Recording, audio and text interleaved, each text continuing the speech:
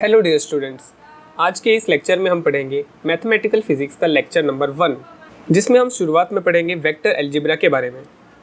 तो vector algebra को शुरू करने से पहले सबसे पहले तो हमें ये पता होना चाहिए कि एक स्केलर क्वांटिटी में और वेक्टर क्वांटिटी में क्या फ़र्क होता है। वैसे तो आपको पहले से पता होगा, आपने यही चीज़ क्लास 9th 10th में पढ़ी होगी, आपने 11th 12th में भी इसी चीज़ को पढ़ा होगा स्केलर वेक्टर के बारे में, तो आपको इसके बारे में आइडिया तो होगा ही। तो चलिए इसको शॉर्ट में समझते हैं कि ये होता क्या है। एक स्केलर क्वांटिटी वैसा फिजिकल क्वांटिटी होता है जिसे डिस्क्राइब करने के लिए हमें क्या चाहिए होता है। जी हाँ, हमें क्या चाहिए होता है, मैग्नीट्यूड चाहिए होता है। एक वेक्टर क्वांटिटी ऐसा फिजिकल क्वांटिटी होता है, क्या होता है, एक ऐसा फिजिकल क्वांटिटी होता है जिसे डिस्क्राइब करने के लिए हमें मैग्नीट्यूड तो चाहिए ही। इसके साथ हमें क्या चाहिए, जी हाँ, इसके साथ हमें चाहिए डायरेक्शन। वेक्टर क्वांटिटी को हमें डिस्क्राइब करने के लिए उसका मैग्नीट्यूड भी चाहिए और डायरेक्शन भी चाहिए। जैसे अगर हम बात करें टाइम की, जब हमें कोई पूछता है कि टाइम कितना हुआ है तो हम क्या बोलते हैं कि 9 बजे हैं, या हम बोलते हैं 6 बजे हैं। यहाँ पर हम कभी भी डायरेक्शन के बारे में नहीं बताते। टाइम जब हमें कोई पूछता है तब हम क्या बताते हैं, एक नंबर बताते हैं, जो कि क्या है, एक स्केलर क्वांटिटी है जिसमें कि सिर्फ मैग्नीट्यूड की ज़रूरत पड़ती है, राइट। लेकिन जब हमें फोर्स को डिस्क्राइब करना होता है तो फोर्स को डिस्क्राइब करने के लिए हमें सिर्फ मैग्नीट्यूड से काम नहीं चलेगा। सपोज़ हमारे पास एक ऑब्जेक्ट है, उस ऑब्जेक्ट पे हम फोर्स कई तरह से लगा सकते हैं। या तो हम फोर्स राइट साइड में लगा सकते हैं, या तो डाउनवर्ड लगा सकते हैं, या फिर लेफ़्ट साइड लगा सकते हैं, या फिर अपवर्ड लगा सकते हैं। यानी फोर्स को डिस्क्राइब करने के लिए हमें डायरेक्शन भी चाहिए होगा और मैग्नीट्यूड भी चाहिए होगा। डायरेक्शन से हमें पता चलेगा कि ऑब्जेक्ट पे फोर्स कौन से दिशा में फोर्स लग रहा है, और मैग्नीट्यूड से हमें पता चलेगा कि जो फोर्स लगाया जा रहा है वो कितना ज़ोर से लगाया जा रहा है, राइट। फॉर एग्जांपल 10 न्यूटन का फोर्स जो है वो 5 न्यूटन के फोर्स से ज़्यादा होता है। यहाँ पे हमें कैसे पता चलेगा कि 10 न्यूटन फोर्स ज़्यादा है, बिकॉज यहाँ पे जो 10 न्यूटन का मैग्नीट्यूड है वो ज़्यादा है एज़ कम्पेयर टू 5 न्यूटन वाला फोर्स। इस क्वेश्चन में हमें पूछा गया है कि इसमें मास एंड वेट के बारे में ट्रू चीज़ कौन सी है। चलिए एक एक ऑप्शन देखते हैं। Mass is a vector quantity and weight is a scalar quantity. Mass तो स्केलर क्वांटिटी है, राइट, मतलब ये चीज़ जो है ये तो गलत बताई है। वेट इज स्केलर क्वांटिटी, ये भी बिल्कुल गलत चीज़ बताई हुई है यहाँ पे। Both mass and weight are vector quantity, गलत। Both mass and weight are scalar quantity, ये भी गलत है। मास इज स्केलर क्वांटिटी, ये सही है, and weight is vector quantity, ये सही है। दैट मीन्स हमारा करेक्ट आंसर क्या होगा, ऑप्शन नंबर 4। नेक्स्ट यहाँ पूछा है which is not a vector quantity. तो आपको पता होगा वेट जो है वेक्टर क्वांटिटी है, न्यूक्लियर स्पिन जो है वेक्टर क्वांटिटी है, मोमेंटम वेक्टर क्वांटिटी है, एनर्जी जो है स्केलर क्वांटिटी है। एनर्जी हो गया, वर्क डन हो गया, ये कैसे होती है, स्केलर क्वांटिटी होती है। तो नॉट अ वेक्टर क्वांटिटी पूछा था तो वो क्या होगा, ऑप्शन नंबर 4। नेक्स्ट पूछा गया है a vector which coincides with initial and terminal points is called. First option हमें दिया जीरो वेक्टर। क्या ये जीरो वेक्टर हो सकता है, राइट, ये जीरो वेक्टर हो सकता है, क्योंकि जीरो वेक्टर में क्या होता है, उसका मैग्नीट्यूड जो होता है वो कितना होता है, जी हाँ, उसका मैग्नीट्यूड होता है 0। और जीरो वेक्टर का डायरेक्शन क्या होता है, जीरो वेक्टर का वैसे कोई डायरेक्शन नहीं होता है, इसीलिए हम क्या बोल देते हैं, direction is arbitrary. Direction is arbitrary, इसका कोई फिक्स्ड डायरेक्शन नहीं होता है। Next free vector. वैसे तो इसका करेक्ट आंसर क्या होगा, ऑप्शन नंबर 1। लेकिन फ्री वेक्टर क्या होता है, फ्री वेक्टर ऐसा वेक्टर होता है जो कि अपना मैग्नीट्यूड और डायरेक्शन कभी भी नहीं बदलता है। फॉर एग्जांपल मैंने यहाँ पर एक वेक्टर बनाया है ए वेक्टर। सपोज़ इस वेक्टर को मैं पैरेलल डिस्प्लेस कर देता हूँ। सपोज़ मैंने इसको क्या किया, पैरेलल डिस्प्लेस कर दिया। अगर मैंने पैरेलल डिस्प्लेस करके इसका मैग्नीट्यूड एंड इसका डायरेक्शन को कांस्टेंट रख पाता हूँ तो ये क्या रहा, ये फ्री वेक्टर रहा, राइट। अगर मैं इस वेक्टर को अपने मनचाहा पोजीशन में, अगर मैं इसको मनचाहा पोजीशन में लेके जाऊँ और फिर भी इसका मैग्नीट्यूड एंड डायरेक्शन जो है वो चेंज ना हो, तो ये वेक्टर कैसा है, ये फ्री वेक्टर है। Next unit vector. Unit vector ऐसा वेक्टर होता है जिसका डायरेक्शन क्या होता है, डायरेक्शन होता है वेक्टर का डायरेक्शन। फॉर एग्जांपल हमारे पास जो ए वेक्टर था और एक एग्जांपल लेते हैं। सपोज हमारे पास एक सी वेक्टर है, तो ये सी वेक्टर का डायरेक्शन दिखाने का जो काम करेगा, जो कि क्या होता है, सी कैप, ये होता है हमारा यूनिट वेक्टर। और यूनिट वेक्टर का जो मैग्नीट्यूड होता है वो कितना होता है, is equals to 1। Next equal vector क्या होता है? इक्वल वेक्टर मतलब अगर हमारे पास दो वेक्टर है, एक ए वेक्टर और सपोज हम लेते हैं बी वेक्टर। अगर हमारे पास A vector is equals to B vector है तो इसको हम इक्वल वेक्टर कह सकते हैं। इस केस में हमारे पास ए का मैग्नीट्यूड एंड बी का मैग्नीट्यूड सेम होगा, एंड ए का डायरेक्शन एंड बी वेक्टर का डायरेक्शन ये भी सेम होगा, तब हम उनको इक्वल वेक्टर कह सकते हैं। नेक्स्ट एक मस्त क्वेश्चन है कि व्हाट इज इलेक्ट्रिक करंट। क्या इलेक्ट्रिक करंट को हम स्केलर कह सकते हैं, या उसको वेक्टर कहेंगे, या टेंसर कहेंगे, ना स्यूडो वेक्टर कहेंगे। स्केलर को हम जीरो रैंक टेंसर भी कह सकते हैं, क्योंकि इसका कोई भी डायरेक्शन नहीं होता है। वेक्टर को हम फर्स्ट रैंक टेंसर कह सकते हैं, क्योंकि इसका क्या होता है, डायरेक्शन इसका सिर्फ एक ही होता है। यानी डायरेक्शन के हिसाब से अगर हमारे पास एक ऐसा फिजिकल क्वांटिटी है जिसके पास मैग्नीट्यूड है और कोई डायरेक्शन नहीं है, मतलब जीरो डायरेक्शन है, तो उसको हम क्या कहेंगे, जीरो रैंक टेंसर यानी स्केलर कहेंगे। अगर हमारे पास एक ऐसा फिजिकल क्वांटिटी है जिसका मैग्नीट्यूड एक है एंड उसका डायरेक्शन भी एक है, उसको हम फर्स्ट रैंक टेंसर कहेंगे, यानी वेक्टर क्वांटिटीज़ कहेंगे। वैसे ही जो सेकेंड रैंक टेंसर होगा उसके पास मैग्नीट्यूड भी होगा, लेकिन उसके पास ना दो डायरेक्शन होंगी, राइट। तो टेंसर क्या है, एक ब्रॉड कैटेगरी है, टेंसर में ही स्केलर एंड वेक्टर होता है। और एक सूडो वेक्टर, ये आपको नाम से पता चल रहा होगा, सूडो का मतलब क्या होता है, जो कि फॉल्स होता है। फॉल्स मतलब जो कि गलत होता है। सूडो का मतलब क्या, हम नकली भी कह सकते हैं, नकली मतलब जो एक्चुअल में नहीं होता है। तो चलिए समझते हैं ये जो इलेक्ट्रिक करंट है ये आखिर में किस तरह का फिजिकल क्वांटिटी है। इतना तो आप जानते हो कि ये फिजिकल क्वांटिटी है, लेकिन ये फिजिकल क्वांटिटी कौन सी चीज़ है। और अगर आपको ये डाउट है कि फिजिकल क्वांटिटी क्या होता है, तो फिजिकल क्वांटिटी एक ऐसी चीज़ होती है जो कि मेजरेबल होती है। कोई भी मेजरेबल क्वांटिटी को हम फिजिकल क्वांटिटी कह सकते हैं। सपोज हमारे पास एक वायर है जिसमें कि करंट आई फ्लो हो रहा है, इसके पास में हमारे पास एक पॉइंट है P। हमें जानना है कि इस पॉइंट P पे मैग्नेटिक फील्ड कैसा होगा। हम जानते हैं कि यहाँ पर करंट के डायरेक्शन पे डिपेंड करेगा कि करंट कौन से डायरेक्शन में जा रहा है, ऊपर जा रहा है, नीचे जा रहा है। करंट के डायरेक्शन पे डिपेंड करेगा कि यहाँ पे मैग्नेटिक फील्ड कैसा होगा, राइट। दूसरा चीज़ है, यहाँ पे करंट के मैग्नीट्यूड पे भी डिपेंड करेगा कि करंट ज़्यादा है या करंट कम है, उस पर भी डिपेंड करेगा कि मैग्नेटिक फील्ड कैसा होगा। दैट मीन्स हमें करंट का यहाँ पे डायरेक्शन की ज़रूरत भी पड़ रही है, यहाँ पे करंट की हमें मैग्नीट्यूड की ज़रूरत भी पड़ रही है। क्या हम बस इतना देख के कह सकते हैं कि ये वेक्टर क्वांटिटी है? बिल्कुल नहीं, क्योंकि यहाँ पे नो डाउटली मैग्नीट्यूड जो है उसकी भी ज़रूरत पड़ रही है, यहाँ पे डायरेक्शन की भी ज़रूरत पड़ रही है। लेकिन क्या होता है ना, ये करंट जो है ये वेक्टर लॉ ऑफ एडिशन को फॉलो नहीं करता है।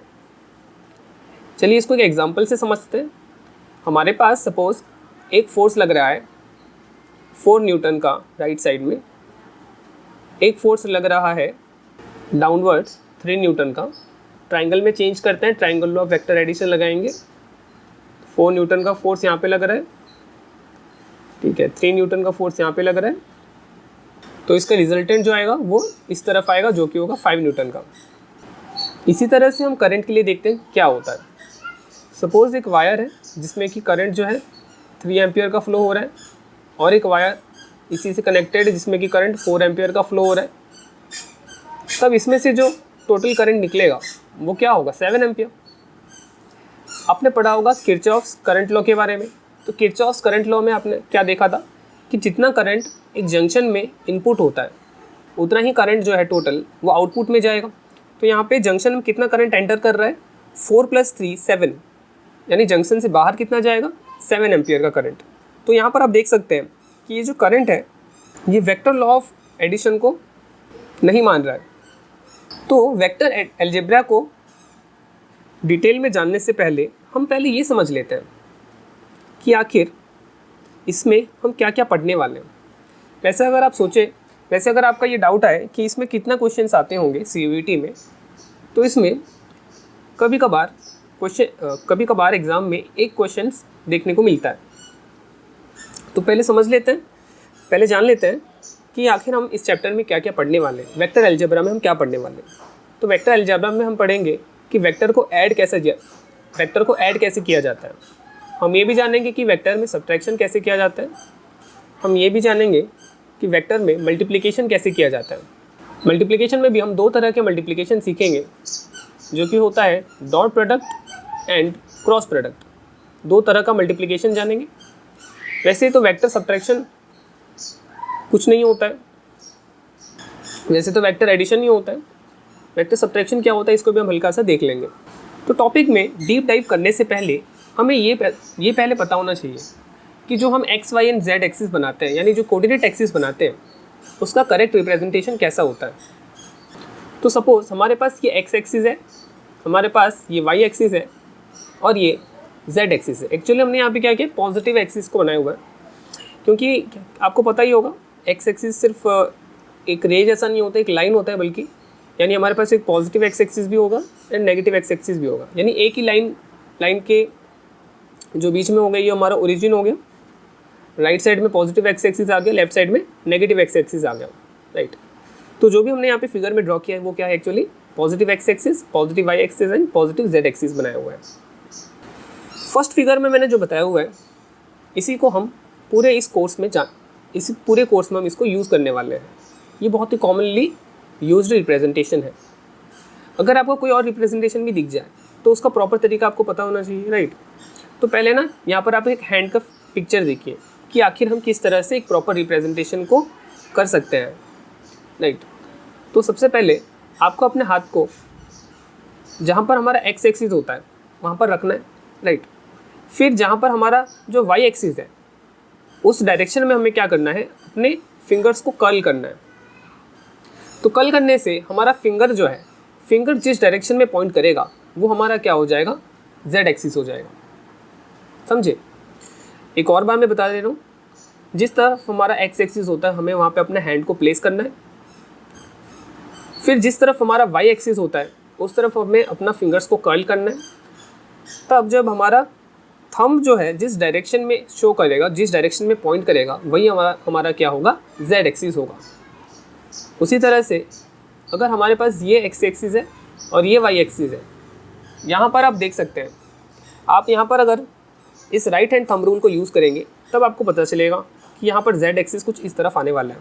लेकिन अगर आप यहाँ पर एक्स लिख देते हैं और यहाँ पे वाई एक्सिस लिख देते हैं तो उस हिसाब से अगर मैं जेड यहाँ पे लिख देता हूँ तो ये वाला डायग्राम जो है, ये वाला रिप्रेजेंटेशन जो है, ये कम्प्लीटली गलत हो जाएगा। क्योंकि आप खुद चेक भी कर सकते हैं, क्योंकि अगर हम यहाँ पे एक्स लिखते हैं और यहाँ पे वाई लिखते हैं दैट मीन्स जेड कहाँ पे आना चाहिए। आप अपना राइट हैंड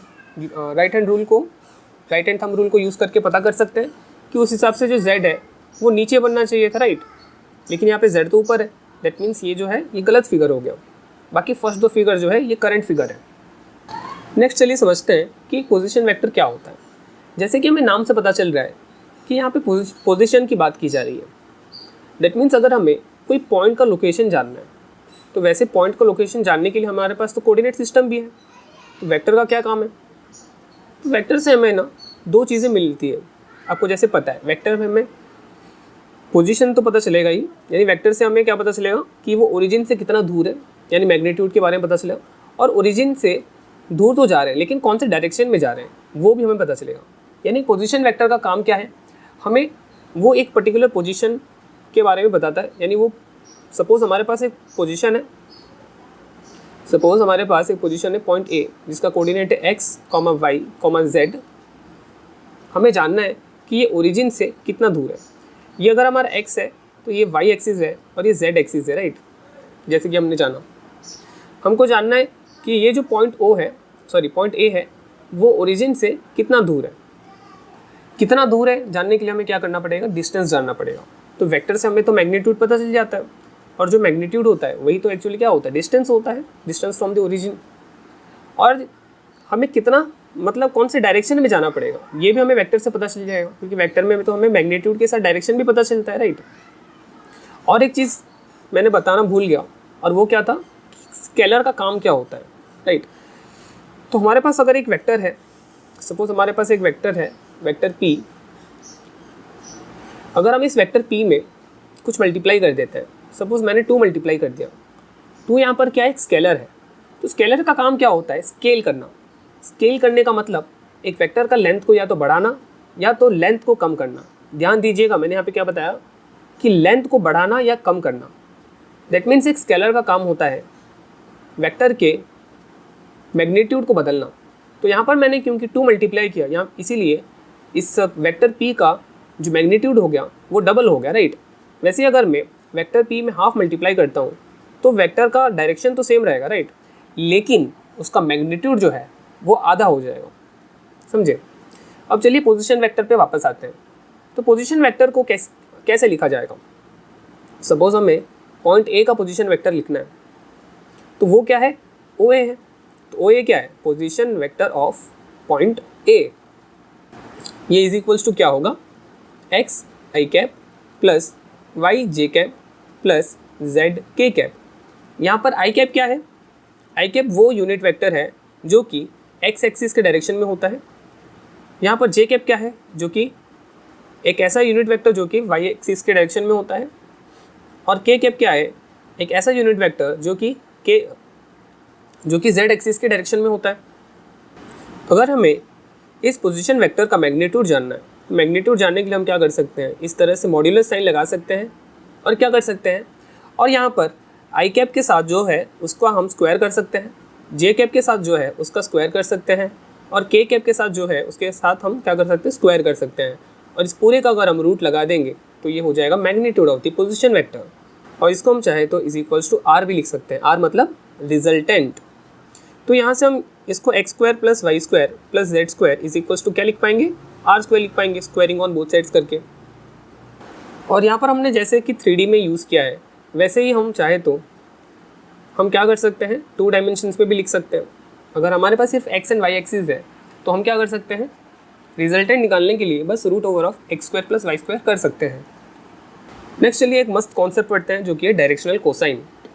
जैसे कि आपको यहाँ पे नाम से दिख रहा होगा, डायरेक्शन कोसाइन मतलब एक तो हमें ये क्या बताएगा, डायरेक्शन का इन्फॉर्मेशन देगा। चलिए इसको समझते हैं कि किस तरह से हमें इन्फॉर्मेशन दे रहा है।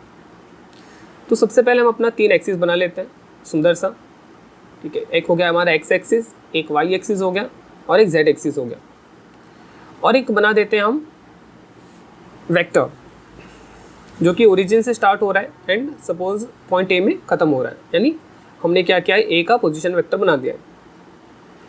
ये वेक्टर जो है कुछ एक्स एक्सिस के साथ एंगल बना रहा है, और ये वेक्टर जो है वाई एक्सिस के साथ एंगल बना रहा है, वैसे ही जेड के साथ बना रहा है। तो ये वेक्टर एक्स एक्सिस के साथ जो एंगल बना रहा होगा उसको हम कह देंगे अल्फ़ा। ये वेक्टर वाई एक्सिस के साथ जो एंगल बना रहा है उसे हम क्या कह देंगे, बीटा कहेंगे। और ये वेक्टर जो है ओ ए वेक्टर, ये जेड एक्सिस के साथ जो एंगल बना रहा है उसको हम क्या कह देंगे, गामा कह देंगे। तब हम इस वेक्टर को, ये जो हमारे पास ओ ए वेक्टर है, इसको हम क्या लिख पाएंगे, इसको हमने क्या लिखा था, एक्स आई कैप लिखा था प्लस वाई जे कैप लिखा था प्लस जेड के कैप लिखा था। दैट मीन्स यहाँ पर ए का जो कोऑर्डिनेट है वो है X comma Y comma Z. इस ओ ए वेक्टर को हम क्या लिख सकते हैं, इज इक्वल्स टू, चलिए इसको समझते हैं। हमारे पास जो यहाँ पे वेक्टर था इसको मैं फिर से क्या करता हूँ ना, अलग से बना देता हूँ सो दैट हमें इसे क्लियरली समझ में आए। हमारे पास ये जो ए वेक्टर है, हम क्या करते हैं, इसका देखते हैं प्रोजेक्शन वाई एक्सिस में क्या आता है। तो ए वेक्टर जो है इस वाई एक्सिस के साथ जो एंगल बना रहा था वो हमने क्या लिया था, बीटा लिया था। अगर आप यहाँ पे ध्यान से देखें कि यहाँ पे कॉस बीटा क्या होता है, कॉस बीटा यानी क्या होगा, कॉस बीटा होता है बेस बाई हाइपोटेनियस। तो यहाँ पर आप क्लियरली देख सकते हैं कि इस बीटा एंगल के लिए बेस क्या होगा, बेस होगा ये, राइट। इसको हम क्या मान लेते हैं, सपोज हम P मान लेते हैं। P भाई यहाँ पर हाइपोटेनियस क्या है, हाइपोटेनियस को हम बस सिंपली H बोल देते हैं, राइट। तो यहाँ पर हमारा जो P का वैल्यू है, यानी बेस का जो वैल्यू है वो कितना आ रहा है, वो आ रहा है H इंटू कॉस बीटा। और यहाँ पर H मतलब आप इसका मैग्नीट्यूड भी समझ सकते हैं, राइट। वो ये वेक्टर का मैग्नीट्यूड को मैंने यहाँ पर H लिख दिया है। तो यहाँ पर P क्या हो गया, H कॉस बीटा। इसी तरह से हमने जो ए वेक्टर का एंगल बनाया था जेड एक्सिस के साथ, ये कितना बनाया था, गामा बनाया था, राइट। ये हमने कितना बनाया था, गामा बनाया था। तो उसी तरह से अगर हम यहाँ पर ए का प्रोजेक्शन अगर जेड एक्सिस पे ले, सपोज इसको हम क्यू बोल दे, तो यहाँ पर उसी तरह से हम ट्रिग्नोमेट्री का यूज़ करके क्यू इज इक्वल टू क्या निकाल सकते हैं, एच कॉस गामा निकाल सकते हैं, राइट। उसी तरह से हम ए वेक्टर का प्रोजेक्शन अगर एक्स एक्सिस के ऊपर करें तब ये क्या आ सकता है, सपोज हम उसको आर बोल देते हैं, तो आर इज इक्वल टू क्या आ जाएगा, एच कॉस अल्फ़ा, क्योंकि हम ए वेक्टर का जो एंगल बना रहे थे एक्स एक्सिस के साथ वो कितना बना रहे थे, अल्फ़ा एंगल बना रहे थे, राइट। दैट मीन्स हम इस ओ ए वेक्टर को क्या लिख सकते हैं, कोई वेक्टर को लिखने के लिए हमें चाहिए होता है उसका मैग्नीट्यूड और एक चाहिए होता है डायरेक्शन। तो ए वेक्टर का मैग्नीट्यूड को तो हम मॉड्यूलस से लिख सकते हैं, और इसका डायरेक्शन लिखने के लिए हम यहाँ पर क्या कर सकते हैं उसको देखिए। तो यहाँ पर आप देख सकते हैं एक्स एक्सिस में जो प्रोजेक्शन था ए का वो कितना था, वो है एच कॉस अल्फ़ा, और एच क्या है, ओ ए वेक्टर का मैग्नीट्यूड, यानी ओ ए वेक्टर का मैग्नीट्यूड इंटू कॉस अल्फ़ा आई कैप प्लस वाई, मतलब क्या है, वाई यहाँ पे जो ए वेक्टर का जो प्रोजेक्शन है वाई एक्सिस के ऊपर वो क्या है, H cos beta. That means O A vector का मैग्नीट्यूड, एच क्या है, ओ ए वेक्टर का magnitude into cos beta J cap plus यहाँ पे जेड क्या है, जेड मतलब यहाँ पर जो यहाँ पे स्मॉल जेड की बात हो रही है, स्मॉल जेड जो है, कैपिटल जेड तो हमारा एक्स क्या बोलते हैं, कैपिटल जेड हमारा जेड एक्सिस हो गया, स्मॉल जेड यहाँ पर क्या है, स्मॉल जेड मतलब यहाँ पर जो मैंने लिखा हुआ है वो क्या है, हमारा प्रोजेक्शन ए वेक्टर का पोजीशन ऑन जेड एक्सिस, तो वो क्या है, एच कॉस गामा, एच क्या है हमारे पास, ओ ए वेक्टर का मैग्नीट्यूड इंटू कॉस गामा, और उसके साथ क्या है, के कैप। यहाँ पर हम क्या कर सकते हैं, ओ ए वेक्टर का मैग्नीट्यूड को कॉमन निकाल सकते हैं, तो हमारे पास क्या बचेगा, कॉस अल्फ़ा आई cap plus cos beta J cap plus cos gamma के कैप। यहाँ पर आप देख सकते हैं कि वेक्टर में हमें यहाँ पर क्या मिल गया, ओ ए वेक्टर का यहाँ पे क्या मिला, मैग्नीट्यूड मिल गया, राइट। और यहाँ पर बाकी हमारे पास क्या बचेगा, वेक्टर में मैग्नीट्यूड होता है और एक डायरेक्शन होता है, that means cos alpha I cap plus cos beta J cap plus cos gamma के कैप, ये क्या हो जाएगा, डायरेक्शन हो जाएगा। और यहाँ पर आप देख सकते हैं डायरेक्शन को डिस्क्राइब करने के लिए हमने कोसाइन का यूज़ किया है, कॉस का यूज़ किया है, ट्रिग्नोमेट्री में जो हम कॉस के बारे में जानते हैं उसका यूज़ किया है। दैट मीन्स इसको हम क्या कह सकते हैं, कॉस अल्फ़ा आई कैप, इन सबको हम क्या कह सकते हैं, डायरेक्शन कोसाइन कह सकते हैं। तो ये तो बात हो गई 3D की। उसी तरह से अगर हम चाहें तो 2D में भी कर सकते हैं। उसी तरह से 2D में क्या आ जाएगा, आई कैप और जे कैप आएगा। सपोज हमारे पास ओ ए वेक्टर था, तो ओ ए वेक्टर को हम क्या लिखते हैं, एक्स आई कैप प्लस वाई जे कैप। 3D में हम क्या करते हैं, प्लस जेड के कैप लिखते हैं, और 2D में हम क्या करते हैं, जेड के कैप नहीं रखते हैं बस। और यहाँ पर भी ओ ए वेक्टर का क्या लिख सकते हैं, ओ ए वेक्टर का मैग्नीट्यूड, ये कॉमन आकर कॉस अल्फ़ा आई कैप बचेगा plus cos beta J cap बचेगा, राइट। तो ये 2D में हम इस तरह से लिख सकते हैं। और अगर आपको मैं जनरली फिर से बता दूं कि हमारे पास अगर एक वेक्टर है तो उसको हम क्या लिख सकते हैं, वेक्टर का मैग्नीट्यूड इंटू में वेक्टर का डायरेक्शन। अगर आपको सिर्फ वेक्टर का डायरेक्शन जानना है, मतलब आपको यूनिट वेक्टर जानना है, तो यहाँ पर यूनिट वेक्टर क्या है, अगर मैं इस एग्जांपल में देखूँ तो यहाँ पर जो यूनिट वेक्टर आता है दैट इज़ ए कैप। तो यहाँ पर आप देख सकते हैं ए कैप कैसे आएगा, ए वेक्टर बाई ए वेक्टर का मैग्नीट्यूड। और 2D में अगर हम देखें, यहाँ पर मैंने जो लिखा है ओ ए वेक्टर कितना है, एक्स आई कैप प्लस वाई जे कैप, राइट। तो अगर मेरे पास ए वेक्टर है एक्स आई कैप प्लस वाई जे कैप, तो यहाँ पर मैं ए वेक्टर का मैग्नीट्यूड क्या लिख पाऊँगा, ए वेक्टर का मैग्नीट्यूड हो जाएगा X square plus Y square, इसका मेरे पास क्या आ जाएगा, स्क्वायर रूट आ जाएगा। नेक्स्ट चलिए एक एग्जांपल देखते हैं जिससे कि आपको कॉन्सेप्ट मस्त तरीके से समझ में आ जाएगा। हमें बोला है कि हमें एक वेक्टर को डिफाइन करना है of magnitude 10 and at an angle of 120 degree from positive Y axis. तो हमारे पास क्या है, सबसे पहले तो हम क्या बनाते हैं, कोऑर्डिनेट एक्सिस बना लेते हैं, ठीक है। इस बार हम एक्स एक्सिस को यहाँ पे रखते हैं, वाई एक्सिस को यहाँ पे बनाते हैं, ठीक है। और यहाँ पे वैसे तो जेड एक्सिस हम ले नहीं रहे, तो हम इस तरह से एक्स एंड वाई बना सकते हैं। और 2 डायमेंशन में हम जनरली इस रिप्रेजेंटेशन का यूज़ करते हैं, राइट। तो हमारे पास एक वेक्टर होना चाहिए सबसे पहले, और ये वेक्टर जो है x axis, positive X axis के साथ 120 डिग्री बना रहा है। तो सपोज हमारे पास जो वेक्टर है वो यहाँ पर है, जो कि कितना एंगल बना रहा है, एक पॉजिटिव एक्स एक्सिस के साथ 120 डिग्री बना रहा है, ठीक है। लेकिन वाई एक्सिस के साथ कितना एंगल बना रहा है, अगर आप देखें ध्यान से, तो ये वाई एक्सिस के साथ कितना एंगल बनाएगा,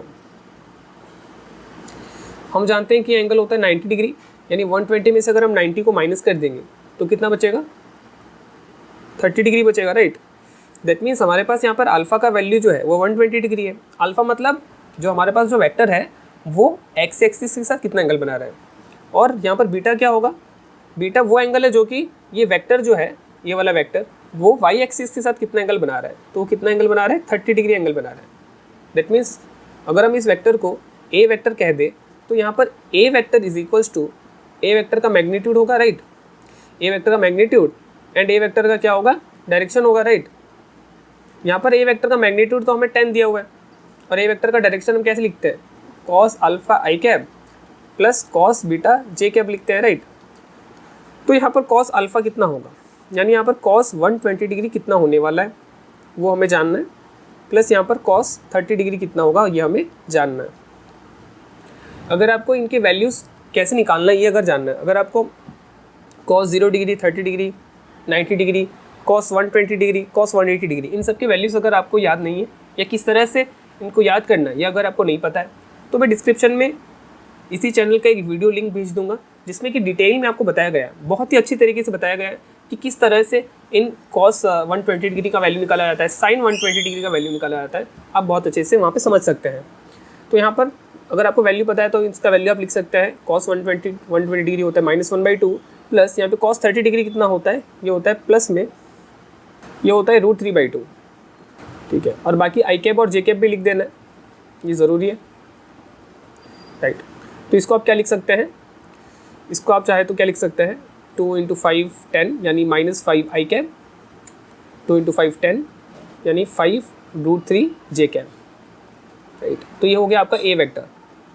और एक बात आपको बतानी है क्योंकि बहुत ही इंपॉर्टेंट है, जैसे कि हमने यहाँ पर देखा कि यहाँ पर हमारा ओ ए वेक्टर को ओ ए वेक्टर का magnitude and O A vector का डायरेक्शन के रूप में रिप्रेजेंट कर सकते हैं। आपको पता है डायरेक्शन का जो मैग्नीट्यूड होता है, डायरेक्शन हमें कौन बताता है, unit vector, and unit vector का डायरेक्शन, यूनिट वेक्टर का मैग्नीट्यूड कितना होता है, 1। तो जैसे कि हमने यहाँ पे देखा कि हमारे पास कॉस अल्फ़ा आई कैप, कॉस अल्फ़ा आई cap plus cos beta J cap plus cos gamma के कैप, ये क्या था हमारा, ये हमारा डायरेक्शन बता रहा है। दैट मीन्स ये हमारे पास क्या है, ये हमारे पास है यूनिट वेक्टर, राइट, ये हमारे पास है यूनिट वेक्टर। और हम जानते हैं यूनिट वेक्टर का जो डायरेक्शन होता है वो कितना होता है, 1। यूनिट वेक्टर का मैग्नीट्यूड कितना होता है, वो 1 होता है। दैट मीन्स अगर हम इसका डायरेक्शन निकालें, इस यूनिट वेक्टर का अगर हम इस यूनिट वेक्टर का अगर हम मैग्नीट्यूड निकालें तो ये क्या होगा, cos alpha square, cos square alpha plus cos square beta plus cos square gamma is equal to, ये कितना हो जाएगा, इसका अगर हम रूट निकाल देंगे तो ये क्या हो गया, मैग्नीट्यूड हो गया उसका, इज इक्वल टू कितना हो जाएगा, 1 हो जाएगा। तो यहाँ से हम एक रिलेशन निकाल सकते हैं जो कि क्या होता है, cos square alpha plus cos square beta plus cos square gamma, यानी स्क्वायरिंग ऑन बोथ साइड कर देंगे तो इज इक्वल्स टू 1 करके आ जाएगा। तो आप इस इंपॉर्टेंट चीज़ को ध्यान में रख सकते हैं। उसी तरह से 2 डायमेंशन में क्या हो जाएगा, cos square alpha plus cos square beta is equals to 1 हो जाएगा। नेक्स्ट चलिए हम समझते हैं कि एडिशन ऑफ वेक्टर कैसे किया जाता है। वैसे तो मैंने आपको ट्रायंगुलर मेथड बता दिया, इसको हम चलिए फिर से थोड़ा सा समझ लेते हैं। तो सपोज हमारे पास एक वेक्टर है ए वेक्टर और दूसरा वेक्टर हमारे पास है यहाँ पर बी वेक्टर। इन दोनों का ऑर्डर आप देख सकते हैं सेम है, राइट। तो जो इसका रिजल्टेंट आएगा वो क्या होगा, ऑपोजिट ऑर्डर में आएगा, यानी इस ट्रायंगल को कंप्लीट करेगा, और जो रिजल्टेंट आएगा that will be A vector plus B vector. Next parallelogram method को समझते हैं। अगर हमारे पास एक वेक्टर है ए वेक्टर और एक वेक्टर है बी वेक्टर, ये अगर पैरेललोग्राम का 2 एडजेसेंट साइड बना रहे हैं तो इसका जो रिजल्टेंट आएगा वो पैरेललोग्राम का डायगोनल बनेगा, राइट। यहाँ पर आप देख सकते हैं, वही आप ट्रायंगल लॉ यहाँ पर भी ऑब्जर्व कर सकते हैं। यहाँ पर आप ए वेक्टर को पैरेलल में डिस्प्लेस कीजिए तो यहाँ पर आपका जो ए वेक्टर है यहाँ पर आ जाएगा, और यहाँ पर आप देख सकते हैं ये सेम चीज़ आपको ऊपर भी देखने को मिल रहा है, राइट। तो यहाँ पर आप देख सकते हैं ए वेक्टर और बी वेक्टर क्या हो रहे हैं, सेम ऑर्डर में है, और जो रिजल्टेंट है आर वेक्टर ये जो है अपोजिट ऑर्डर में आ रहा है। और यहाँ पर भी आर वेक्टर क्या है, ए वेक्टर प्लस बी वेक्टर। इसी के साथ में मैं आपको सब्ट्रैक्शन भी दिखा देता हूँ। एक्चुअल में सब्ट्रैक्शन जैसा तो कुछ हम चीज़ एक्चुअल में नहीं होता है, जैसे A vector minus B vector actual में नहीं होता है, लेकिन आप इसको अगर समझना ही चाहें तो हम इसको कैसे समझ सकते हैं। अगर हमारे पास ए वेक्टर है और हमारे पास एक वेक्टर है बी वेक्टर इस तरफ, तो अगर हम लिखना चाहे कि ए वेक्टर माइनस बी वेक्टर कैसा होता है तो हम इसको ए प्लस माइनस बी वेक्टर लिख सकते हैं, राइट। दैट मीन्स हमारे पास ये हो गया ए वेक्टर और हमारे पास ये हो गया बी वेक्टर। तो अगर ये बी वेक्टर है तो माइनस बी वेक्टर कहाँ पे होगा, ऊपर होगा, क्योंकि माइनस लगाने से क्या होता है ना, बस वेक्टर का डायरेक्शन बदल जाता है। तो हमारे पास यहाँ पर ए वेक्टर है और यहाँ पर बी वेक्टर है। यहाँ पर बी वेक्टर है तो इसके ऑपोजिट डायरेक्शन में क्या होगा, minus B vector. B vector and minus B vector का मैग्नीट्यूड सेम होता है, राइट, बस उसका डायरेक्शन जो है वो बदल जाता है। तो यहाँ पर भी आप देख सकते हैं, यहाँ पर A vector and minus B vector का जो मैग्नीट्यूड होगा वो क्या होगा, यहाँ पर हम सपोज मान लेते हैं क्यू वेक्टर होगा। तो यहाँ पर क्यू वेक्टर को ही हम लिखते हैं A vector plus minus B vector, और इसी को हम चाहे तो ए माइनस बी वेक्टर भी लिख सकते हैं। तो यहाँ पर भी आप देख सकते हैं कि हमने क्या किया है, triangular law of vector addition ही यूज़ किया है, राइट। तो सब्ट्रैक्शन को शो करने के लिए हम कुछ इस तरह से काम कर सकते हैं। नेक्स्ट है वेक्टर एडिशन का मैथमेटिकल मेथड। मतलब हमने जो आर वेक्टर लिख दिया, R vector is equals to हमने क्या लिखा, A vector plus B vector लिख दिया। लेकिन यहाँ पर और एक चीज़ भी ध्यान में रखने वाली बात है। तो जैसे हमने यहाँ पर क्या ले लिया, यहाँ पर हमने ए वेक्टर लिया था और हमने यहाँ पर बी वेक्टर लिया था, और उसका मैग्नीट्यूड जो है, सॉरी, उसका जो रिजल्टेंट है वो यहाँ पर आया था अपोजिट ऑर्डर में आर वेक्टर। यहाँ पर A vector and B vector के बीच में अगर एंगल थीटा बन रहा है, दैट मीन्स यहाँ पर अगर हमें आर वेक्टर का मैग्नीट्यूड चाहिए तो वो इज इक्वल्स टू क्या होगा, डेफिनेटली होगा root over of A vector का मैग्नीट्यूड का स्क्वायर, कुछ इस तरह से हम कर सकते हैं, प्लस बी वेक्टर के मैग्नीट्यूड का square plus 2 into A into B vector, इनका मैग्नीट्यूड मल्टीप्लाई करेंगे कॉस के थीटा के साथ, और इसको हम simply A square plus B square plus 2ab cos theta लिख सकते हैं। और यहाँ पर आर वेक्टर के मैग्नीट्यूड को अगर हम आर करके लिख दें और बोथ साइड स्क्वायरिंग कर दें तो ये कुछ इस तरह से भी बन सकता है। चलिए नेक्स्ट क्वेश्चन करते हैं। If two forces A and B are incline to each other at an angle theta. तो हमारे पास यहाँ पर दिया हुआ है कि हमारे पास दो फोर्सेस है, एक फोर्स है ए, ठीक है, और एक फोर्स है हमारे पास बी। इन दोनों के बीच में जो एंगल है थीटा है। Using triangle law of vector addition find the direction of resultant force.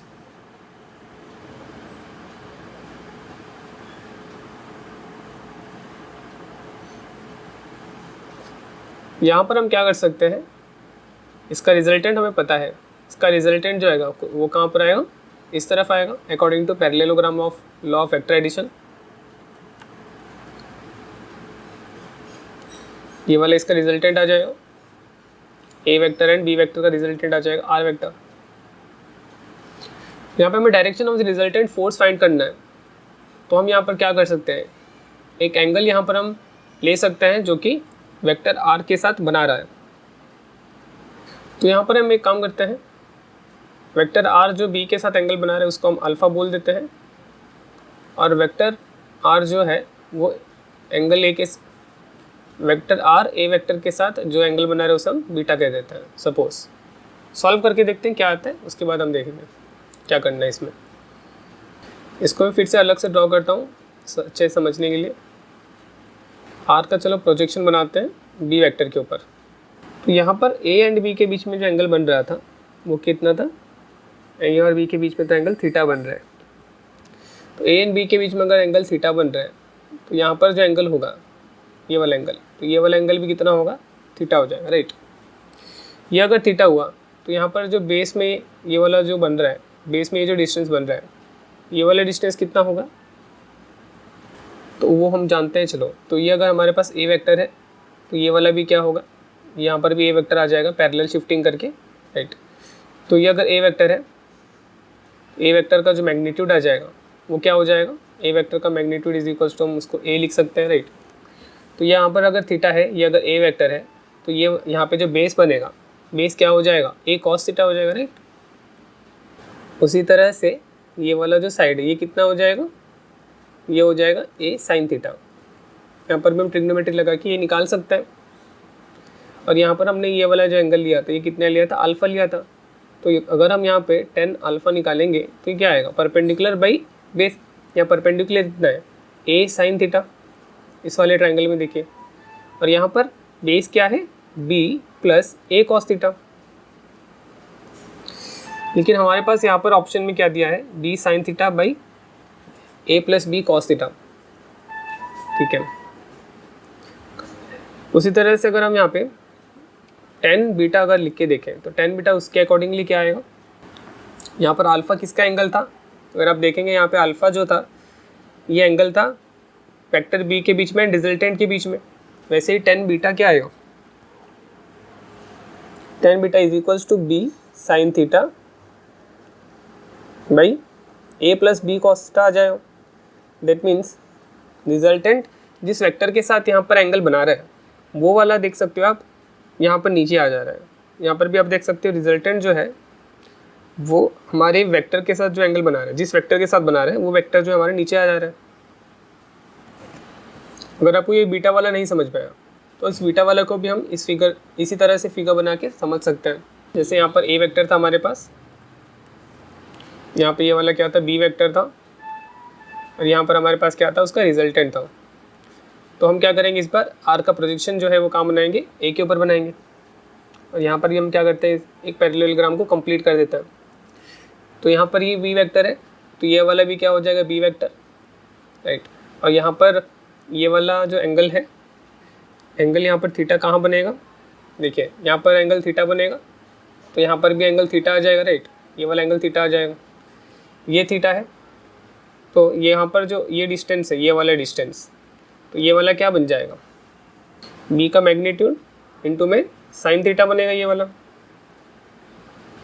और यहाँ पर ये वाला जो डिस्टेंस है ये क्या बनेगा बी का मैग्नीट्यूड इंटू में कॉस थीटा। यहाँ पर देखा जाए तो हमने रिजल्टेंट एंड ए के वेक्टर के बीच में एंगल को क्या बोला था, बीटा बोला था। तो इसमें आप देख सकते हो tan beta is equals to कितना आ रहा है, यहाँ पर आप देख सकते हो टेन बीटा इस वाले ट्राइंगल में यहाँ पर परपेंडिकुलर क्या है, परपेंडिकुलर यहाँ पे बी साइन थीटा देख सकते हैं।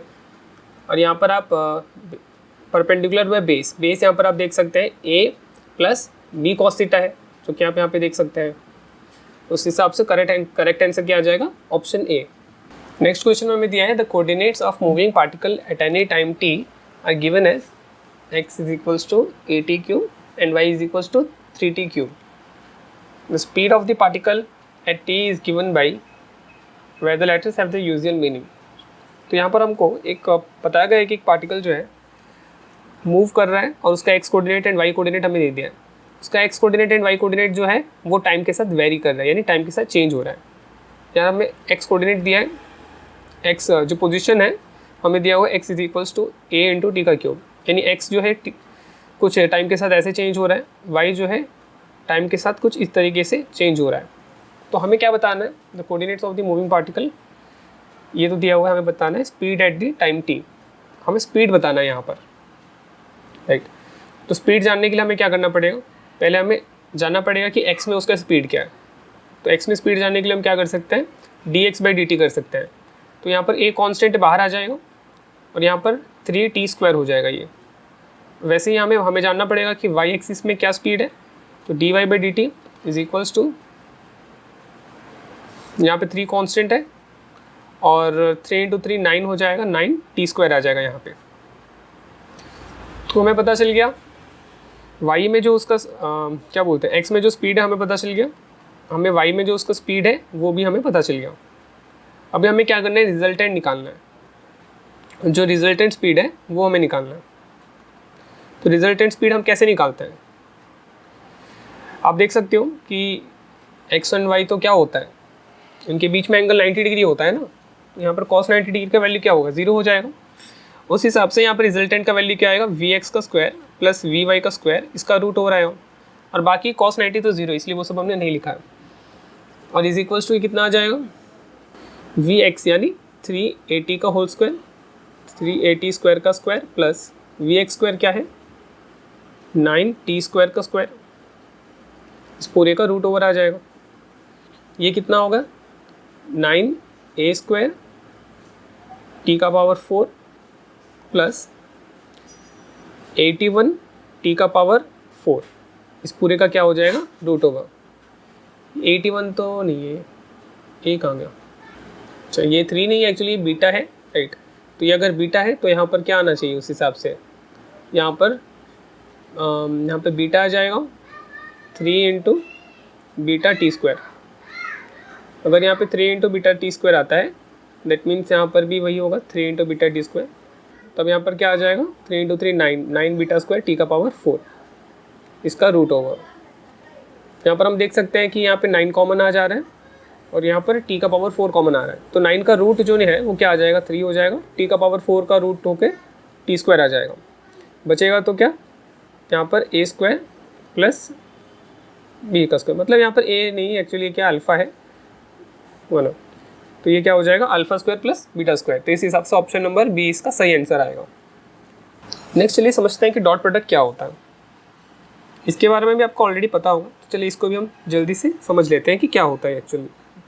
सपोज हमारे पास एक vector A is equals to a1 i cap plus a2 j cap plus a3 k cap, और एक हमारे पास vector b is equals to suppose ये b1 i cap plus b2 j cap plus b3 k cap.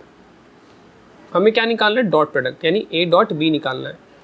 तो a dot b हम इससे कैसे कर सकते हैं, इन दोनों को मल्टीप्लाई करके, यानी आई कैप के साथ जो भी है उसे हमें मल्टीप्लाई करना है साथ में, प्लस जे कैप के साथ जो है उसे हमें साथ में मल्टीप्लाई करना है, के कैप के साथ जो है उसे हमें साथ में मल्टीप्लाई करना है। क्यों, क्योंकि अगर हम आई कैप के साथ जो है उसको जे कैप के साथ वाले के साथ मल्टीप्लाई करेंगे तो वो तो जीरो हो जाएगा, आई कैप इंटू जे कैप जीरो होता है। इसीलिए हम क्या करते हैं, आई कैप वाले के साथ जो है आई कैप वाले के साथ को ही मल्टीप्लाई करते हैं, क्योंकि आई कैप इंटू आई कैप 1 होता है, इसलिए वो टर्म जो है सर्वाइव करेगी। और आपको ये भी पता होगा जो ए डॉट बी होता है ये क्या होता है, ए का मैग्नीट्यूड इंटू बी का मैग्नीट्यूड इंटू कॉस थीटा होता है। अब चलिए समझते हैं कि physical meaning of dot product क्या होता है। अब सपोज समझे कि यहाँ पे अगर आपके पास एक ऑब्जेक्ट है, उस ऑब्जेक्ट पे आपको लग रहा है फोर्स, राइट, फोर्स कितना लग रहा है, एफ के बराबर लग रहा है।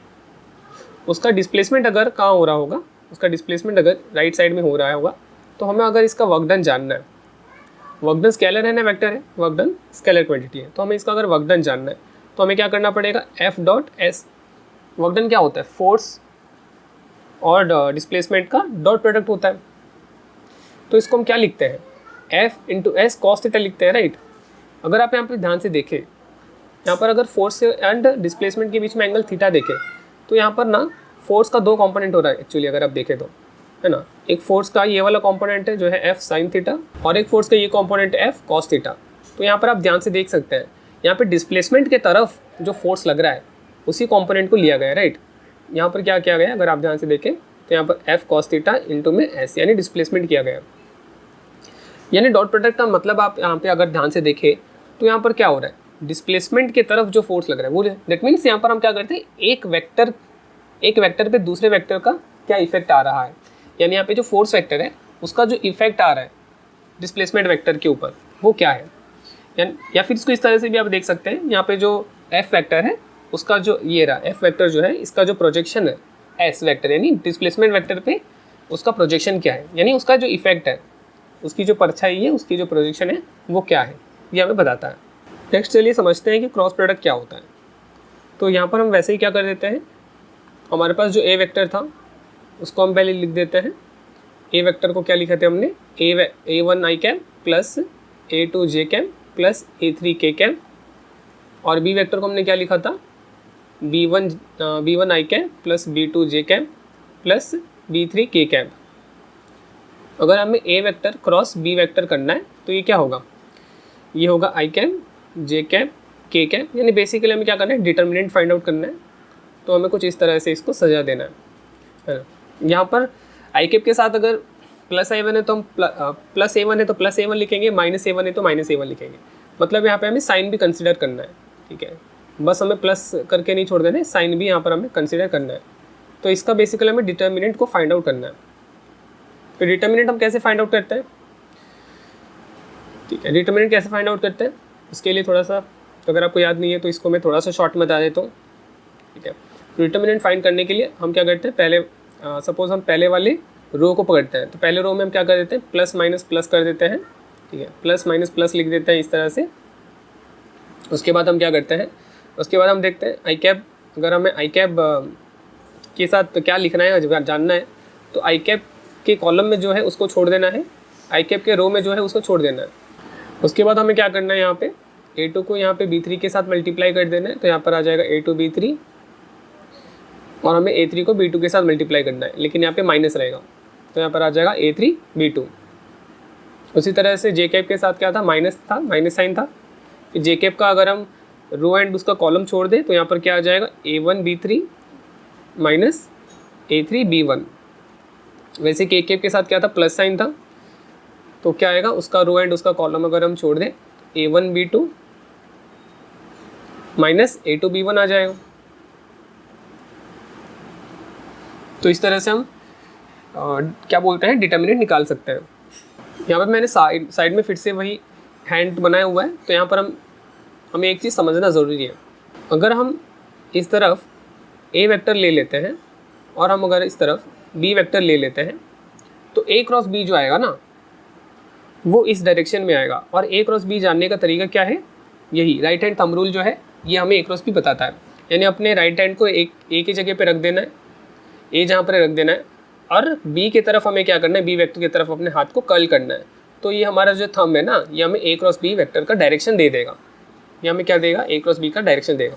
तो यहाँ पर आप क्लियरली देख सकते हैं कि यहाँ पर A क्रॉस B वेक्टर जो है, यहाँ पर जो हमने ये निकाला cross product A cross B, ये A वेक्टर के साथ भी परपेंडिकुलर है, ये B वेक्टर के साथ भी परपेंडिकुलर, राइट।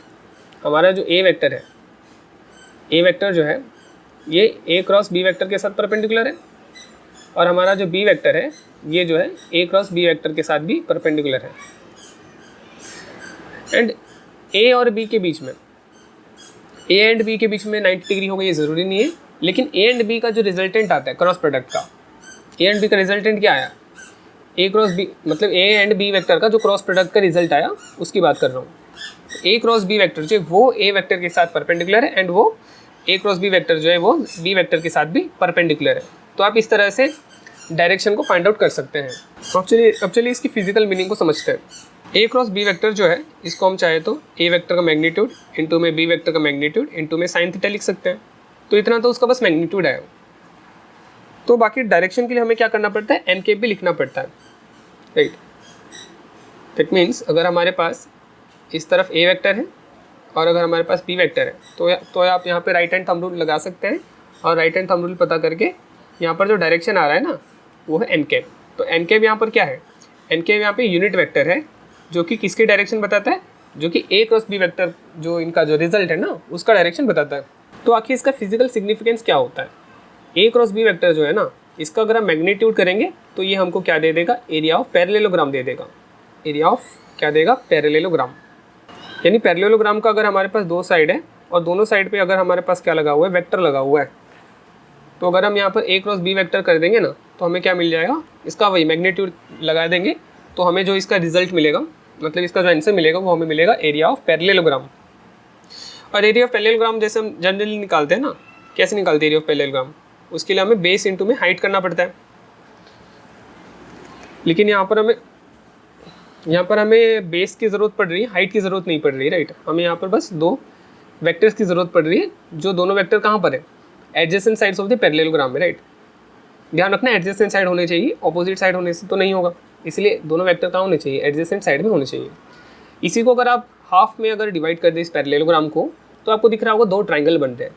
दैट मीन्स अगर मैं A क्रॉस B वेक्टर के क्रॉस प्रोडक्ट का सबसे पहले मैग्नीट्यूड निकालूँ, तो एरिया ऑफ पैरेललोग्राम आएगा, उसको हाफ से मल्टीप्लाई करूँगा तो किसका एरिया आएगा, राइट, इसका किसका एरिया आएगा, एरिया ऑफ ट्राइंगल आ जाएगा। तो ये हुआ इसका फिजिकल सिग्निफिकेंस। यहाँ पर जो दोनों ट्राइंगल बन रहे हैं ना, वो दोनों इक्वल एरिया का है। दैट मीन्स चाहे किसी भी ट्राइंगल का आपको एरिया निकालना हो, इसी तरीके से आ जाएगा।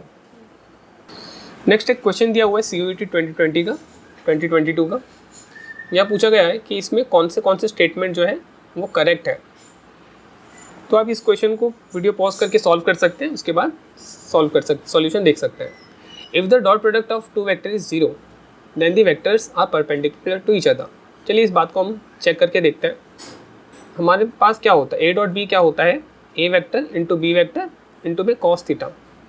अगर हम परपेंडिकुलर कर दें, अगर हम A एंड B को परपेंडिकुलर कर दें, मतलब थीटा अगर 90 है, दैट मीन्स कॉस 90 कितना होता है, कॉस 90 तो 0 होता है ना। तो उस हिसाब से A डॉट B क्या आएगा, 0 आ जाएगा। तो ये बात तो सही है बिल्कुल। Next, work done is a dot product of force and displacement. ये चीज़ हमने पहले देखा, सही है। फिर क्या है यहाँ पे वेक्टर प्रोडक्ट इज कम्यूटेटिव। तो चलिए इस चीज़ को हम समझते हैं। अगर हमारे पास ए डॉट बी है या फिर हमारे पास बी डॉट ए है, ये दोनों ही क्या है, मतलब डॉट प्रोडक्ट तो कम्यूटेटिव है। क्यों कम्यूटेटिव है? देखो, क्योंकि फर्स्ट वाले में हमें क्या मिलेगा, ए डॉट बी में हमें क्या मिलेगा, एक स्केलर क्वांटिटी मिलेगी। क्या मिलेगी? एक स्केलर क्वांटिटी मिलेगी। क्या मिलेगी? एक नंबर मिलेगी, राइट। और यहाँ पर हमें बी डॉट ए में भी क्या मिलेगा, एक स्केलर क्वांटिटी मिलेगी, जो कि क्या एक नंबर है।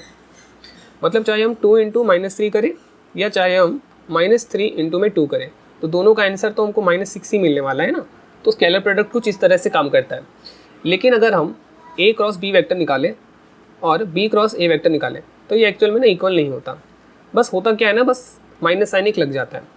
सिंपल सा चीज़ है ना, क्योंकि अगर हमारे पास यहाँ पर ए वेक्टर है और यहाँ पर हमारे पास बी वेक्टर है, यहाँ पर आप राइट हैंड थंब रूल लगा के पता कर सकते हैं कि ए क्रॉस बी वेक्टर का जो रिजल्ट आएगा, जो उसका ए क्रॉस बी वेक्टर का जो डायरेक्शन होगा वो इस तरफ होने वाला है। अगर आप यहाँ पे राइट हैंड थंब रूल लगा के ये चेक करें कि बी क्रॉस ए वेक्टर का डायरेक्शन कहाँ आएगा, तो बी क्रॉस ए वेक्टर का डायरेक्शन तो नीचे आएगा ना, यानी मैग्नीट्यूड क्या बोलते हैं, एन केप के ही जस्ट ऑपोजिट में आ जाएगा, यानी माइनस एन केप आएगा। अगर आप ध्यान से देखें तो बी क्रॉस ए वेक्टर अगर आप देखें तो वो क्या आएगा, माइनस एन केप आएगा। राइट हैंड थंब रूल लगा के आप चेक भी कर सकते हैं। यानी यहाँ पर क्या हो रहा है, बस डायरेक्शन जो है वो रिवर्स हो जा रहा है। इसीलिए ये जो है ये कम्यूटेटिव नहीं होता। कम्यूटेटिव मतलब क्या, कि अगर हम पोजीशन को चेंज कर दे, पोजीशन चेंज करने के बाद क्या वैल्यू सेम रह रहा है, वैल्यू तो सेम नहीं रह रहा है, तो क्या बोलते हैं, तीसरा स्टेटमेंट गलत है। Vector product is associative with respect to a scalar. चलिए इस चीज़ को हम चेक करते हैं। हमारे पास अगर एक स्केलर है सपोज के, और हम क्या करते हैं, ए क्रॉस बी करते हैं, तो एसोसिएटिव मतलब बेसिकली ग्रुपिंग करना होता है। तो अगर हम इस स्केलर को ए के साथ मल्टीप्लाई कर देते हैं, उसके बाद भी अगर हम वेक्टर प्रोडक्ट करते हैं इस तरह से, तो भी सेम वैल्यू आएगा। या फिर ऑर्डर देखो ना, ए के बाद हम बी लिख रहे हैं, कि बी के बाद अगर हम ए लिखेंगे तो फिर तो ये इक्वल नहीं आएगा ना। जैसे हमने यहाँ पे देखा ए क्रॉस बी जो है वो बी क्रॉस ए के साथ इक्वल नहीं आ रहा है, बल्कि यहाँ माइनस साइन भी मल्टीप्लाई हो रहा है यहाँ पे। वैसे ही अगर हम चाहे तो ए वेक्टर को यहाँ पर क्रॉस कर सकते हैं किसके साथ, के इंटू बी वेक्टर के साथ क्रॉस कर सकते हैं। इससे भी रिजल्ट में कुछ फ़र्क नहीं आने वाला है। दैट मीन्स यहाँ पर जो फोर्थ स्टेटमेंट है ये भी सही है। एंड लास्ट स्टेटमेंट क्या बताया, the scalar product of two non zero vector is always positive. तो लास्ट स्टेटमेंट जो ये गलत है। क्यों गलत है? यहाँ पे जैसे आप पहले ही देख सकते हो कि यहाँ पे हमने A dot B is equals to A vector का मैग्नीट्यूड इंटू बी वेक्टर का मैग्नीट्यूड इंटू कॉस थीटा किया है। यहाँ पर हमने क्या बताया कि यहाँ पे थीटा 90 है, इसीलिए कॉस 90 जीरो होने की वजह से यहाँ पे जो स्केलर प्रोडक्ट है, डॉट प्रोडक्ट है, वो जीरो हो गया, राइट। यहाँ पर हमने बिल्कुल ये नहीं बोला था कि यहाँ पर ए वेक्टर का मैग्नीट्यूड या बी वेक्टर का मैग्नीट्यूड जीरो है। अगर ए वेक्टर का मैग्नीट्यूड जीरो हो गया तो जीरो ही आता है डेफिनेटली ए डॉट बी। लेकिन यहाँ पर ए वेक्टर का मैग्नीट्यूड जीरो नहीं था, बी वेक्टर का मैग्नीट्यूड भी जीरो नहीं था, बस थीटा 90 होने की वजह से डॉट प्रोडक्ट जीरो हुआ है। यानी लास्ट वाला स्टेटमेंट क्या गलत है। दैट मीन्स यहाँ पर सही स्टेटमेंट कौन कौन है, A B and D. Next चलिए समझ लेते हैं यूनिट वेक्टर्स के बारे में। यूनिट वेक्टर तो हमें पता है, इसका मैग्नीट्यूड एंड डायरेक्शन तो हमने समझ लिया है। बाकी हम उन यूनिट वेक्टर्स की बात करते हैं जो कि X and Y axis and Z axis के डायरेक्शन बताते हैं, है ना। जो यूनिट वेक्टर एक्स एक्सिस का डायरेक्शन बताता है ना, उसे हम क्या कहते हैं, आई कैप कहते हैं। जो वाई पॉजिटिव वाई एक्सिस का डायरेक्शन बताता है उसे हम क्या बोलते हैं, जे कैप कहते हैं। और जो पॉजिटिव जेड एक्सिस का डायरेक्शन बताता है उसे हम क्या कहते हैं, के कैप कहते हैं। उसी तरह से देखो, अगर पॉजिटिव एक्स एक्सिस की अगर हम बात कर रहे हैं तो उस तरफ क्या होगा, प्लस आई कैप होगा ना। और अगर हम नेगेटिव एक्स एक्सिस की बात कर रहे हैं तो डेफिनेटली क्या होगा, वहाँ पे माइनस आई कैप होगा, राइट। उस तरफ क्या होगा, माइनस आई कैप होगा। तो यहाँ पर ना हम डॉट प्रोडक्ट की बात करते हैं एंड क्रॉस प्रोडक्ट की बात करते हैं। अगर हम आई कैप डॉट आई कैप करेंगे तो ये क्या आएगा, ये इज इक्वल्स टू 1 आएगा ना, क्योंकि आई कैप का डायरेक्शन एंड आई कैप का डायरेक्शन तो सेम है ना। मतलब यहाँ पे थीटा कितना है, 0 डिग्री। और अगर हम यहाँ पे डॉट प्रोडक्ट निकालें, यहाँ पे अगर हम डॉट प्रोडक्ट निकालते हैं, ए डॉट बी वेक्टर निकालते हैं, यानी आई कैप डॉट आई कैप निकालते हैं, तो ये क्या होगा, आई कैप का मैग्नीट्यूड, राइट, आई कैप का मैग्नीट्यूड इंटू आई कैप का magnitude into cos 0 degree. Cos 0 degree कितना होता है, 1 होता है। एंड आई कैप का मैग्नीट्यूड क्या है, 1। तो 1 इंटू 1 करेंगे तो क्या आएगा, 1 आएगा ना। तो वही बात है। वैसे अगर हम क्या करते हैं, जे कैप डॉट जे कैप करेंगे तो वही आएगा, 1 आएगा। के कैप डॉट के कैप करेंगे भी तो भी क्या आएगा, 1 आएगा।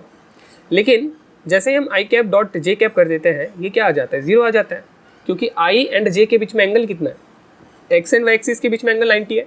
That means I cap and J cap के बीच में एंगल 90 है, इसीलिए क्या हो जाएगा, ये आई कैप डॉट जे कैप 0 हो जाएगा। उसी तरह से जे कैप डॉट के कैप क्या होगा, 0 हो जाएगा। उसी तरह से आई कैप डॉट के कैप भी क्या हो जाएगा, 0 हो जाएगा। चलिए अब देखते हैं क्रॉस प्रोडक्ट का क्या सीन है। सपोज हम आई कैप क्रॉस आई कैप करते हैं, तो आई कैप क्रॉस आई कैप में क्या होगा, आई कैप का मैग्नीट्यूड इंटू आई कैप का मैग्नीट्यूड इंटू में साइन थीटा होगा, राइट। यहाँ पर साइन 90 जो है वो 1 होता है, एंड यहाँ पर अगर हम देखें आई कैप का मैग्नीट्यूड 1 होता है, 1 और साइन 90 क्या होता है, इंटू में साइन 90 ये कितना होता है, साइन 90 होता है 1। That means I cap cross I cap तो 1 आ रहा है, उसी तरह से जे कैप क्रॉस जे कैप भी 1 आएगा, उसी तरह से के कैप क्रॉस के कैप भी 1 आएगा। उसके बाद अगर हमको निकालना है आई कैप डॉट क्या निकालना है, आई कैप क्रॉस जे कैप निकालना है, या हो गया हमारे पास जे कैप क्रॉस के कैप निकालना है। इन सब का वैल्यूज़ ना अलग अलग आएंगे, तो इसको अलग अलग से लिखना पड़ेगा। तो अगर हम आई कैप क्रॉस जे कैप करते हैं तो क्या आएगा जानना है अगर हमें, तो हम ना इस तरीके का यूज़ कर सकते हैं। आई कैप जे कैप के कैप को हम इस तरह से लिख सकते हैं और हमें इस तरह से जाना होता है। यानी अगर हम आई कैप से जे कैप की तरफ जाएंगे तो के कैप आ रहा है, राइट, लेकिन अगर हम जे कैप से के कैप की तरफ जाएंगे तो हमें क्या मिल रहा है, आई कैप मिल रहा है। वैसे अगर हम के कैप से आई कैप की तरफ जाएंगे तो हमें क्या मिल रहा है, के से कहाँ जा रहे हैं, के से जे की तरफ जा रहे हैं। अगर के से जे की तरफ जाएंगे, के से आई की तरफ पहले जाके देखते हैं, उसके बाद देखेंगे नेक्स्ट। के से आई देख लेते हैं, के कैप से आई कैप की तरफ जाएंगे तो जे कैप आएगा ना, आई क्रॉस जे के, J cross K I cap and K cap cross I cap is equal to J cap. इस ऑर्डर को फॉलो करेंगे तो पॉजिटिव आएगा। लेकिन अगर हम उल्टा ऑर्डर फॉलो करते हैं, अगर हम जे कैप क्रॉस आई कैप करते हैं, उल्टा ऑर्डर फॉलो किया यानी बस एक माइनस साइन आ जाएगा। अगर हम आई कैप क्रॉस के कैप करते हैं तो उल्टा ऑर्डर फॉलो किया तो माइनस जे कैप आ जाएगा। उसी तरह से अगर हम के कैप क्रॉस जे कैप करते हैं, उल्टा ऑर्डर फॉलो किया ना हमने, के कैप क्रॉस जे कैप, तो क्या आएगा, माइनस आई कैप आ जाएगा, राइट। अब इसी चीज़ को वेरीफाई भी कर सकते हैं, हमने जो right hand thumb rule use किया है ना, उसी तरह वेरीफाई भी कर सकते हैं। अब देख सकते हैं आई कैप अगर इस तरफ है, जे कैप इस तरफ है, अगर हम आई कैप क्रॉस जे कैप करेंगे तो हमारा जो फिंगर है, हमारा जो थंब है ऊपर की तरफ शो होगा, यानी पॉजिटिव जेड एक्सिस की तरफ शो होगा तो के कैप आएगा। लेकिन अगर आप जे कैप क्रॉस आई कैप करेंगे, राइट हैंड थंब रूल को यूज़ करके देखिए, अगर आप जे कैप क्रॉस आई कैप करेंगे ना तो नेगेटिव जेड एक्सिस की तरफ आपका थंब आएगा, यानी माइनस के कैप डायरेक्शन आएगा। तो आप राइट हैंड थंब रूल से भी यूज़ क्या बोल सकते हैं, आप चाहे तो राइट हैंड थंब रूल से भी इस चीज़ को वेरीफाई कर सकते हैं। और अगर आपको याद रखना है तो आप इस तरह से क्लॉकवाइज नोटेशन को भी यूज़ कर सकते हैं। अब चलिए प्रोडक्ट समझते हैं कि किस तरह से हम वेक्टर्स को प्रोडक्ट कर सकते हैं। तो सबसे पहले तो मीनिंगलेस प्रोडक्ट क्या क्या हो सकता है उसको हम समझते हैं। अगर हमारे पास एक स्केलर नंबर है, ए क्या हमारे पास स्केलर नंबर है, इस स्केलर नंबर को अगर मैं डॉट प्रोडक्ट करता हूँ एक वेक्टर के साथ, तो है ना ये मुझे कोई मीनिंग नहीं देगा, हुआ ना, इसका ना कोई मीनिंग नहीं होगा, नो मीनिंग। उसी तरह से अगर मैं एक नंबर को क्रॉस करता हूँ एक वेक्टर के साथ तो भी ये मुझे क्या होगा, कोई मीनिंग नहीं देगा, राइट। वैसे ही अगर मैं क्या करता हूँ, ए वेक्टर को, बी वेक्टर को और सी वेक्टर को डॉट करता हूँ ना, तो ये भी मुझे ना कोई मीनिंग नहीं देगा। क्योंकि देखो सिंपल सा चीज़ है, यहाँ पर बेसिकली मुझे क्या करना पड़ेगा, दो नंबर को क्या करना पड़ेगा, मतलब दो वेक्टर्स को क्या करना पड़ेगा, डॉट प्रोडक्ट करना पड़ेगा। और दो वेक्टर को जैसे ही मैं डॉट प्रोडक्ट कर दूंगा तो ये क्वांटिटी क्या हो जाएगी, स्केलर हो जाएगी ना। और जैसे कि आपने ऊपर ही देखा कि अगर हम एक स्केलर को वेक्टर के साथ चाहे हम डॉट करें, या चाहे क्रॉस करें, उसका कोई मीनिंग नहीं आ रहा है, राइट। वैसे ही अगर हम नीचे भी देख सकते हो, तीन वेक्टर का डॉट है, नो डाउटली तीन वेक्टर का डॉट है, लेकिन पहले दो वेक्टर को डॉट करने से हमें एक स्केलर मिलता है, यानी एक नंबर मिल जाता है। उस नंबर को हम डॉट नहीं कर सकते ना तीसरे वेक्टर के साथ, तो इसका भी कोई मीनिंग नहीं आएगा। तो ये तीनों हो गए हमारे मीनिंगलेस प्रोडक्ट।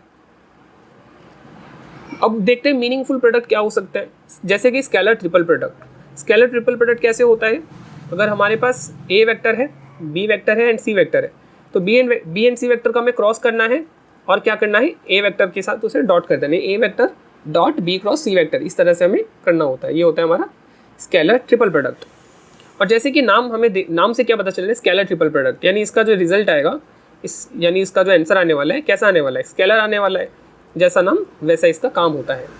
वैसे ही वेक्टर ट्रिपल प्रोडक्ट भी बहुत सिंपल है, ये होता है A cross B cross C vector. यहाँ पर आप देख सकते हैं इसका जो रिजल्ट आएगा कैसे रिजल्ट आएगा, जैसा नाम, तो ये नाम क्या है, वेक्टर ट्रिपल प्रोडक्ट, तो इसका काम क्या होगा, जैसा नाम वैसा काम, यानी कैसा होगा, ये वेक्टर आंसर हमको देगा। अब चलिए स्केलर ट्रिपल प्रोडक्ट को थोड़ा अच्छे से जानते हैं। तो स्केलर ट्रिपल प्रोडक्ट क्या था, A dot B cross C vector. तो यहाँ पर आप देख सकते हैं B क्रॉस C वेक्टर तो हमें वेक्टर देगा ना, और उस वेक्टर को अगर हम A के साथ डॉट कर देंगे तो हमें क्या मिलने वाला है, डॉट प्रोडक्ट है। डॉट प्रोडक्ट जो है वो एक स्केलर प्रोडक्ट होता है, तो हमें आंसर जो है वो क्या मिलने वाला है, स्केलर एक आंसर मिलने वाला है, यानी एक नंबर आंसर मिलने वाला है। तो इस चीज़ को हम कैसे कर सकते हैं, तो A वेक्टर तो हमें पता है, A वेक्टर हम सपोज हम A1 आई कैप प्लस A2 जे कैप प्लस A3 के कैप ले लेते हैं। इसको हमें क्या करना है, डॉट करना है B क्रॉस C के साथ। तो B क्रॉस C हम कैसे निकालते हैं, डिटर्मिनेंट मेथड से निकालते हैं, राइट। और B वेक्टर को हम क्या ले लेते हैं, सपोज B1 आई कैप C1 B2 जे कैप B3 के कैप, एंड C वेक्टर को हम ले लेते हैं C1 I cap C2 J cap and C3 के कैप। एंड डिटर्मिनेंट के साथ अगर कोई नंबर मल्टीप्लाई करना है हमको तो किस तरह से होता है, वो बस एक ही रो या एक ही कॉलम के साथ होता है। तो यहाँ पर A1 आई कैप के साथ मल्टीप्लाई होगा तो मुझे बेसिकली A1 देगा, क्योंकि आई कैप को आई कैप के साथ मल्टीप्लाई करूँगा तो ही रिजल्ट मिलेगा, राइट। और A2 जे कैप को जे कैप के साथ मल्टीप्लाई करूँगा तो A2 आ जाएगा। A3 के कैप को मैं अगर के कैप के साथ डॉट प्रोडक्ट करूँगा तो मुझे A3 मिल जाएगा। बाकी सब जो है ना एज इट इज़ रह जाएगा। तो आप इस सिंपल तरीके से स्केलर ट्रिपल प्रोडक्ट को सॉल्व कर सकते हैं। नेक्स्ट, अगर आपको इसका फिजिकल मीनिंग समझना है कि स्केलर ट्रिपल प्रोडक्ट का फिजिकल मीनिंग क्या होता है, सपोज हमारे पास दो वेक्टर है, एक है B वेक्टर एंड एक है A वेक्टर। अगर हम A क्रॉस B वेक्टर करेंगे, A क्रॉस B वेक्टर करने से क्या होगा, हमें एक ऐसा वेक्टर मिलेगा जो कि परपेंडिकुलर होगा इन दोनों वेक्टर के साथ, राइट। हमें एक ऐसा वेक्टर मिलेगा जो कि A के साथ भी परपेंडिकुलर होगा एंड B के साथ भी परपेंडिकुलर होगा। A क्रॉस B का अगर हम क्या करते हैं, A क्रॉस B वेक्टर का अगर हम मैग्नीट्यूड निकालते हैं तो बेसिकली A क्रॉस B के वेक्टर का मैग्नीट्यूड क्या होता है, ये हमको क्या देता है, एरिया ऑफ द पैरेललोग्राम देता है। यहाँ पे जो पैरेललोग्राम बनेगा उसका हम एरिया दे देता है, राइट। अगर हम इसके साथ और एक वेक्टर मल्टीप्लाई कर देते हैं, ठीक है, फॉर सपोज एग्जांपल हम और एक वेक्टर मल्टीप्लाई कर देते हैं, ठीक है। तो किस तरह से मल्टीप्लाई करेंगे, पहले तो हम A vector and B vector का क्रॉस करेंगे एंड C वेक्टर के साथ इसका क्या कर देंगे, डॉट प्रोडक्ट कर देंगे। यहाँ पे C क्या है, एक तरह से हाइट का काम कर रहे हैं and A cross B vector का हमें मैग्नीट्यूड क्या देता है, एरिया देता है। तो एरिया को हाइट मल्टीप्लाई करने से हमें वॉल्यूम मिलता है ना। तो वैसे ही यहाँ पर जो स्केलर ट्रिपल प्रोडक्ट हो रहा है, यहाँ पर हमें क्या मिलेगा, वॉल्यूम मिलेगा। लेकिन वॉल्यूम कौन से शेप का मिलेगा, वॉल्यूम ऑफ पैरेललो पाइप।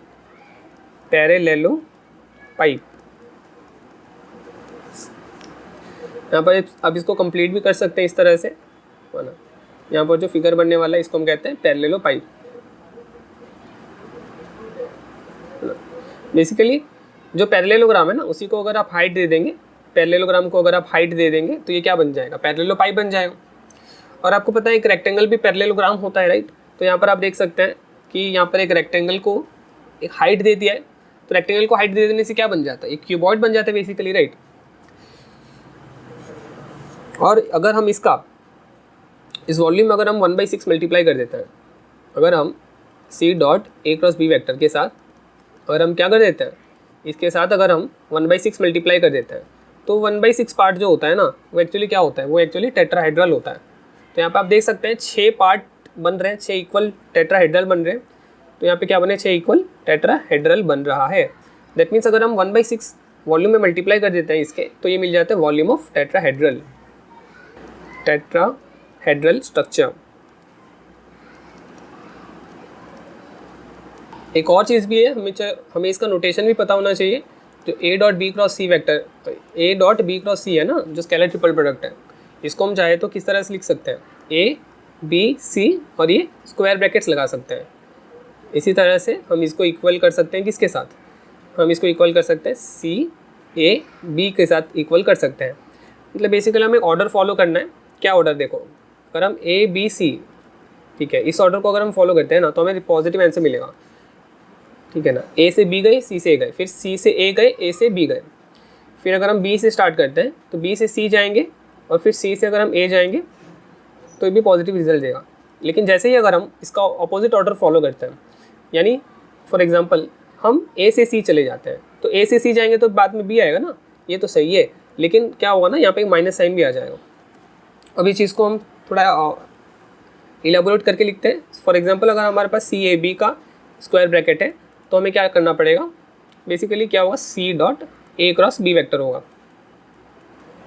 और अगर हमारे पास माइनस में ए सी और बी है तो इसका मतलब हम क्या समझेंगे, माइनस में A dot C cross B. Simple है, राइट। नेक्स्ट हमें IIT JEM 2024 का एक क्वेश्चन दिया गया है, two sides of triangle OAB are given by. तो हमारे पास एक ट्राइंगल होना चाहिए, राइट। ये एक NAT क्वेश्चन है, यानी हमें बस यहाँ पर आंसर को इंटीजर के फॉर्म में टाइप करना होता है, इन आंसर को टाइप करना होता है, कुछ नंबर्स टाइप करने होते हैं, राइट। तो हमारे पास यहाँ पर ट्राइंगल OAB दिया हुआ है, यहाँ पर हमें OA वेक्टर दिया हुआ है एक, एंड OB वेक्टर दिया है। तो बेसिकली आप देख सकते हो ट्राइंगल के दो एडजेसेंट साइड दिए। एरिया ऑफ ट्राइंगल निकालने के लिए हमें क्या करना होता है, एरिया ऑफ ट्राइंगल निकालने के लिए हमें क्या करना होता है, हाफ इंटू में एडजेसेंट साइड्स का क्रॉस प्रोडक्ट का मैग्नीट्यूड चाहिए होता है, राइट। तो इसी तरह से आपको करना है। तो अगर आप इसको सॉल्व करेंगे तो आपको आंसर कितना मिल जाएगा, 4.3 मिल जाएगा। किस तरह से इसको सॉल्व करना है देखिए, हाफ इंटू अगर हम OA क्रॉस OB निकालें तो पहले तो हमें I cap, J cap and K cap लिखना पड़ेगा। और यहाँ पर क्योंकि X, Y और Z दिया है तो हम उसके अकॉर्डिंग भी लिख सकते हैं। यानी यहाँ पर हम क्या कर सकते हैं, X cap, Y cap and Z cap लिख सकते हैं। और X कैप के साथ क्या है यहाँ पर 1, Y कैप के साथ 2, Z कैप के साथ यहाँ पे 1 है, X कैप के साथ OB का क्या है 2, Y कैप के साथ -1, Z कैप के साथ यहाँ पर 3 है, राइट। इस चीज़ को अगर आप सॉल्व करोगे is equals to half into X cap में इंटू में क्या होगा, 2 into 3 6, 1 into -1 -1, minus minus plus, तो यहाँ पे आ जाएगा +1, minus Y cap, 1 into 3 3, -2 plus Z cap, -1 -4। इसका हमें क्या चाहिए, वैसे मैग्नीट्यूड चाहिए, तो पहले इसको हम सॉल्व कर देते हैं, फिर इसका मैग्नीट्यूड भी निकाल लेंगे, ठीक है ना। इसको सॉल्व करके इसका मैग्नीट्यूड निकाल देंगे। फिर क्या है 7x कैप, फिर 3 - 2 1, तो यहाँ पे है -y कैप, फिर यह हुआ -5z कैप। इसका मैग्नीट्यूड निकालना है हमें, तो ये क्या हो जाएगा, is equals to half into, इसका मैग्नीट्यूड कैसे निकालते हैं, एक्स कैप के साथ जो है उसका स्क्वायर, प्लस वाई कैप के साथ जो है उसका स्क्वायर, जेड कैप के साथ जो है उसका स्क्वायर, फिर इसका रूट निकालना है हमें, राइट। तो ये क्या होगा, हाफ इंटू 7 × 7 49 प्लस 1 प्लस 5 5 25, इसका रूट निकालना है इज इक्वल्स टू, अगर हम इसको सॉल्व करें हाफ इंटू, यहाँ पर अगर हम 49 + 1 करें तो 50 आ जाएगा, 50 प्लस अगर 25 करें तो कितना आ जाएगा 75। तो यहाँ पर हमें √75 का वैल्यू निकालना पड़ेगा। फिर √75 का वैल्यू निकाल के हमें क्या करना पड़ेगा, उसे डिवाइड बाई 2 करना पड़ेगा। तो डिवाइड बाई 2 करने से हमें आंसर मिल जाएगा 4.3। नेक्स्ट चलिए वेक्टर ट्रिपल प्रोडक्ट को वेक्टर ट्रिपल प्रोडक्ट कैसा है समझते हैं। सपोज हमारे पास A cross B cross C है, तो हमें पहले तो B क्रॉस C निकालना पड़ेगा, उसके बाद हम A क्रॉस, उसके साथ A क्रॉस में B क्रॉस C कर सकते हैं। तो इसको सॉल्व कैसे करना है, बेसिकली देखो, एक तरीका तो ये है कि सबसे पहले हम क्या बोलते हैं B क्रॉस C निकालें, उसके बाद हम क्या करेंगे A क्रॉस में जो रिजल्ट आया उसके साथ हम सॉल्व कर सकते हैं। और दूसरा इसका ना हम एक आइडेंटिटी भी यूज़ कर सकते हैं, इसका सिंप्लीफाइड फॉर्म भी यूज़ कर सकते हैं, जो कि है 8.c इंटू में B vector minus A.B into में C वेक्टर। तो आपको अगर आप इस चीज़ को यूज़ करेंगे ना तो आपका आंसर ना बहुत जल्दी आ जाएगा एज़ कम्पेयर टू मैंने जो पहला मेथड बताया। तो आप इस तरीके से इसको यूज़ कर सकते हैं, A.C वेक्टर इंटू में B vector minus A.B vector into में C वेक्टर। यहाँ पे आप देख सकते हैं ये रिजल्ट हमें क्या देगा, ये हमें एक स्केलर देगा, राइट, एक नंबर देगा। और नंबर को यहाँ पर हम डॉट या क्रॉस प्रोडक्ट तो नहीं करेंगे ना, क्या करेंगे, नॉर्मल मल्टीप्लिकेशन करेंगे। बेसिकली ये स्केल करेगा, यानी वेक्टर का लेंथ को बढ़ाएगा या कम करेगा, राइट। वैसे ही यहाँ पर जो है ये हमें क्या दे रहा है, ये एक स्केलर दे रहा है। और फिर यहाँ पर जो सी है क्या वेक्टर है, तो स्केलर और वेक्टर के बीच में नॉर्मल प्रोडक्ट होता है ना, कोई डॉट या क्रॉस प्रोडक्ट नहीं होता है ना। अगर डॉट या क्रॉस कर देंगे स्केलर एंड वेक्टर के बीच में तो गलत हो सकता है ना। Dot product and scalar product किसका होता है, डॉट या क्रॉस प्रोडक्ट किसका होता है? वेक्टर्स के बीच में होता है ना। तो अगर आप यहाँ पे ध्यान से देखेंगे तो यहाँ पर हमें जो रिजल्ट मिल रहा है, ये रिजल्ट क्या मिल रहा है? ये हमें मिल रहा है एक ऐसा वेक्टर, वो ना, हमें क्या मिल रहा है? एक ऐसा वेक्टर मिल रहा है, vector lies in the plane of B vector and C vector. तो यहाँ पर आप देख सकते हैं रिजल्ट में आपको क्या मिल रहा है? बी वेक्टर मिल रहा है एंड सी वेक्टर मिल रहा है, यानी ए cross B cross C vector का जो रिजल्ट होगा उससे हमें क्या मिलेगा? एक ऐसा वेक्टर मिलेगा जो कि बी एंड सी वेक्टर के प्लेन में लाई करता है। तो सपोज हमारे पास बी वेक्टर यहाँ पर होता है और अगर हमारे पास सी वेक्टर यहाँ पर होता है तो हमें एक ऐसा वेक्टर मिल रहा है जो कि B vector and C vector के प्लेन में ही लाई कर रहा है। मतलब ए वेक्टर कभी भी प्लेन के बाहर नहीं होगा, ये हमेशा क्या होगा? प्लेन में ही होगा। जैसे अगर हम एक एग्जांपल देखें तो एग्जांपल के लिए सपोज हम एक एक्स एक्सिस ले लेते हैं, एक वाई एक्सिस ले लेते हैं। तो अगर हम यहाँ पर एक वेक्टर लिखते हैं 2i प्लस सपोज 4j, तो यहाँ पर आप देख सकते हैं यहाँ पर कोई z कॉम्पोनेंट नहीं है, यहाँ बेसिकली 0k है। 0k मतलब कोई भी क्या बोलते हैं प्लस k कॉम्पोनेंट नहीं है। दैट मीन्स ये वेक्टर ना पूरा का पूरा एक्स वाई प्लेन में भी होगा, ये बिल्कुल भी एक्स वाई प्लेन के ऊपर या नीचे नहीं जाएगा। चलिए इस क्वेश्चन को देखते हैं कि आखिर ये कैसे सॉल्व होगा। यहाँ पर हमें 3 वेक्टर्स दिए हुए हैं, vector a, vector b and vector c। हमें यहाँ पे पूछा है the vector product a cross b cross c is. तो अभी आपको मैंने जैसे बताया कि a cross b cross c क्या होता है? a dot c into b minus a dot b into c होता है। तो इसको फाइंड करने के लिए हमें सबसे पहले a डॉट c फाइंड करना होगा। a डॉट c क्या होता है, कैसे फाइंड करेंगे? आप देखिए कि a में यहाँ पर j कैप के साथ क्या मल्टीप्लाइड है, मतलब j कैप के साथ क्या है? 1 है, तो 1 लिख देंगे। फिर यहाँ पर c वेक्टर में j कैप के साथ क्या है? 1 है, तो 1 लिख देंगे, फिर मल्टीप्लाई कर देंगे। प्लस a वेक्टर में k कैप के साथ 1 है, 1 लिख देंगे। एंड c वेक्टर में k कैप के साथ क्या है? -1 है, तो -1 लिख देंगे। और इंटू में हम क्या करेंगे? यहाँ पे b वेक्टर कर देंगे, तो यहाँ पर भी इंटू में b वेक्टर आ जाएगा। तो इस तरीके से a dot C into B निकाल लेंगे। उसी तरह से हम a डॉट बी इंटू में c कर सकते हैं। फिर उसके बाद a cross b cross c अगर आप ध्यान से देखेंगे तो कितना आ रहा है? यहाँ पे +2c आ रहा है। यहाँ पे +2c आ रहा है, इसका मतलब ये है कि यहाँ पर हमें जो रिजल्ट मिल रहा है ये in the same direction as c है। अगर यहाँ पर -2c आता, अगर यहाँ पे आंसर नेगेटिव में आता, तब इसका आंसर क्या होता? In the opposite direction to c। चलिए उसी तरीके से नेक्स्ट क्वेश्चन देखते हैं। यहाँ पर हमें पूछा गया है a cross b cross c। यहाँ पर हमें a vector, b vector and c vector दे दिया है। इस क्वेश्चन को भी हम पिछले क्वेश्चन की तरह वेरी इजीली सॉल्व कर सकते हैं। और यहाँ पर तो हमको सिंपली इसका वैल्यू निकाल के रखना है, जो कि बहुत ही आसान है। चलिए नेक्स्ट क्वेश्चन को समझते हैं।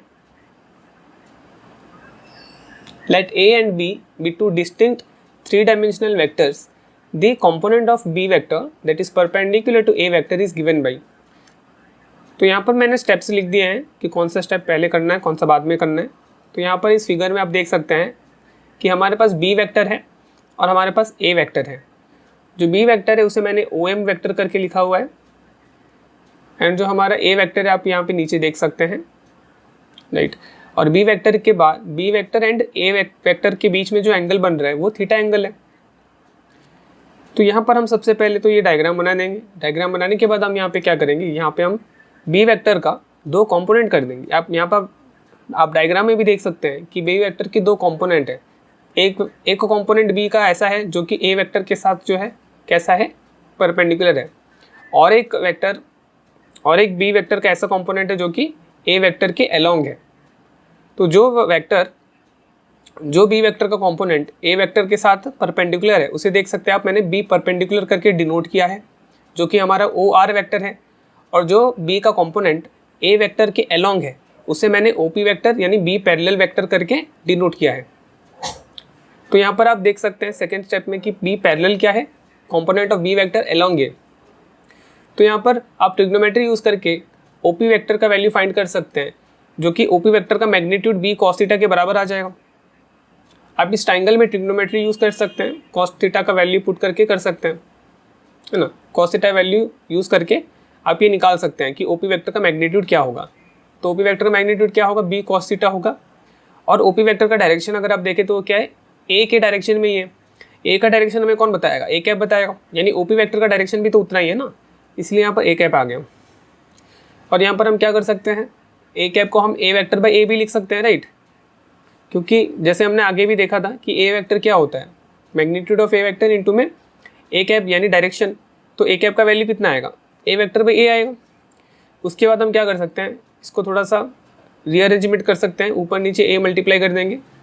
तो ऐसा करने से क्या होगा कि ऊपर हमारे पास क्या है, बी है, कॉस थीटा है और ए है। ए बी कॉस थीटा से आपको पता होगा कि ए डॉट बी बनता है, और हमारे पास क्या बचा, ए वेक्टर बाई ए बचा, और एक ए बचा, तो ये हो जाएगा A vector by A into A square. उसके बाद थर्ड स्टेप में आ जाइए। थर्ड स्टेप में आप देख सकते हैं ट्राइंगल में हमने यहाँ पे वेक्टर एडिशन यूज़ किया है, ट्राइंगल लॉ का। यहाँ पे हमने triangle law of vector addition use किया है। यहाँ पर आप देख सकते हैं कि ओ आर जो है, ओ आर वेक्टर और आर एम वेक्टर का डायरेक्शन जो है, डायरेक्शन तो नहीं, उनका ऑर्डर जो है वो सेम है, तो उनके ऑपोजिट ऑर्डर में कौन आ रहा है, ओ एम आ रहा है। तो ओ एम जो होगा रिजल्टेंट होगा। तो आपको पता है वेक्टर एडिशन के लॉ से कि यहाँ पर O R vector plus R M vector is equals to क्या होगा, ओ एम वेक्टर होगा। हमको यहाँ पे जो मेन चीज़ हमें पूछा गया था वो पूछा गया था कि बी परपेंडिकुलर क्या होगा, यानी component of B vector that is perpendicular to A vector. हमें component of B vector parallel to A vector नहीं पूछा गया था, लेकिन फिर भी हमने निकाला है। क्यों निकालना है, क्योंकि उसका यूज़ आने वाला है इसीलिए, राइट। तो यहाँ पर आप देख सकते हैं, यहाँ पर जो ओ आर वेक्टर है थर्ड स्टेप में, ओ आर वेक्टर जो है वो क्या है, बी परपेंडिकुलर है हमारा, और ओ एम वेक्टर क्या है हमारा, ओ एम वेक्टर यहाँ पे आप देख सकते हैं बी वेक्टर है, एंड आर एम वेक्टर यहाँ पर क्या है, आर एम वेक्टर आप देख सकते हैं आर एम वेक्टर और ओपी वेक्टर जो है सेम है, opposite sides of the rectangle है। तो ये किसके बराबर है, बी पैरेलल के बराबर है, यानी B component B vector which is along the A vector. तो यहाँ पर आप देख सकते हैं कि हमने बी पैरेलल को पहले फाइंड आउट क्यों किया है। इस वैल्यू को जब हम पुट करेंगे, यानी बी परपेंडिकुलर का वैल्यू निकालने के लिए, जो कि होता है component of B vector perpendicular to A, इसे फाइंड करने के लिए हमें क्या लिखना है, B vector minus B parallel vector. तो बी पैरेलल यहाँ पर हम देख सकते हैं वैल्यू निकाल के रखा है, उस वैल्यू को यहाँ पे हम पुट कर लेंगे, ठीक है। इतना हमारा काम हो चुका है। फिर हमें बस देखना है कि कौन सा ऑप्शन इसमें मैच हो रहा है। तो अगर हम फर्स्ट ऑप्शन को सॉल्व करके देखें, तो फर्स्ट ऑप्शन को यहाँ पे आप देख सकते हैं, फिफ्थ स्टेप में मैंने फर्स्ट ऑप्शन को लिखा हुआ है, जो कि A cross B cross A by A square. यहाँ पर आप जो वेक्टर ट्रिपल प्रोडक्ट है उसका यहाँ पे आप फॉर्मूला यूज़ कर सकते हैं, और फॉर्मूला यूज़ करने के बाद आप यहाँ पे देख सकते हैं कि ये सिंप्लीफाई होकर हमें क्या दे रहा है, बी परपेंडिकुलर दे रहा है, जो कि हमें क्वेश्चन में पूछा गया था। उसी तरह से अगर आप बाकी second and third option and fourth option in सबको अगर आप सिंप्लीफाई करके देखें, तो डेफिनेटली आपको पता चलेगा कि इसके साथ जो ऑप्शन मैच कर रहा है वो कौन सा ऑप्शन मैच कर रहा है, वो फर्स्ट ऑप्शन ही मैच कर रहा है। और वैसे अगर आप देखें थर्ड और फोर्थ ऑप्शन में, यहाँ पर बी डॉट ए है, जो कि हमें एक नंबर देगा। नंबर, ये जो नंबर है किसके साथ मल्टीप्लाई हो रहा है, ए के साथ मल्टीप्लाई हो रहा है, और नीचे क्या है, ए स्क्वायर, यानी वो भी क्या है, स्केलर है। तो अगर आप यहाँ पे ध्यान से देखें तो ये हमें ना एक नंबर को ना ए वेक्टर के साथ मल्टीप्लाई किया है। तो नंबर को ए वेक्टर के साथ मल्टीप्लाई करने से क्या होगा, डायरेक्शन ए वेक्टर का जो होगा वही डायरेक्शन इस पूरे का भी होगा, है ना। इसका मतलब ये जो वेक्टर आ रहा है ये अलोंग ए वेक्टर है, लेकिन हमें कंपोनेंट ऑफ बी वेक्टर चाहिए था, जो कि क्या है, component of B vector that is perpendicular to A vector. वैसे ही अगर आप फोर्थ ऑप्शन में देखें, बी डॉट ए वेक्टर क्या है, ये तो एक नंबर है, फिर नीचे ए स्क्वायर है, ये भी एक स्केलर है यानी नंबर है। तो नंबर को बी वेक्टर से मल्टीप्लाई किया है, मतलब ये वेक्टर तो बी के अलोंग है, राइट, ये वेक्टर बी के अलोंग है। लेकिन हमको क्या चाहिए था, हमको बी के अलोंग का वेक्टर नहीं चाहिए ना, ठीक है। तो इस हिसाब से आप देख सकते हैं कि किस तरह से फर्स्ट ऑप्शन हमारा राइट आंसर हो जाता है। तो यहाँ पर हमारा वीडियो लेक्चर यानी लेक्चर नंबर 1 खत्म हो चुका है। आज के लिए बस इतना ही, मिलते हैं नेक्स्ट लेक्चर में। Thank you.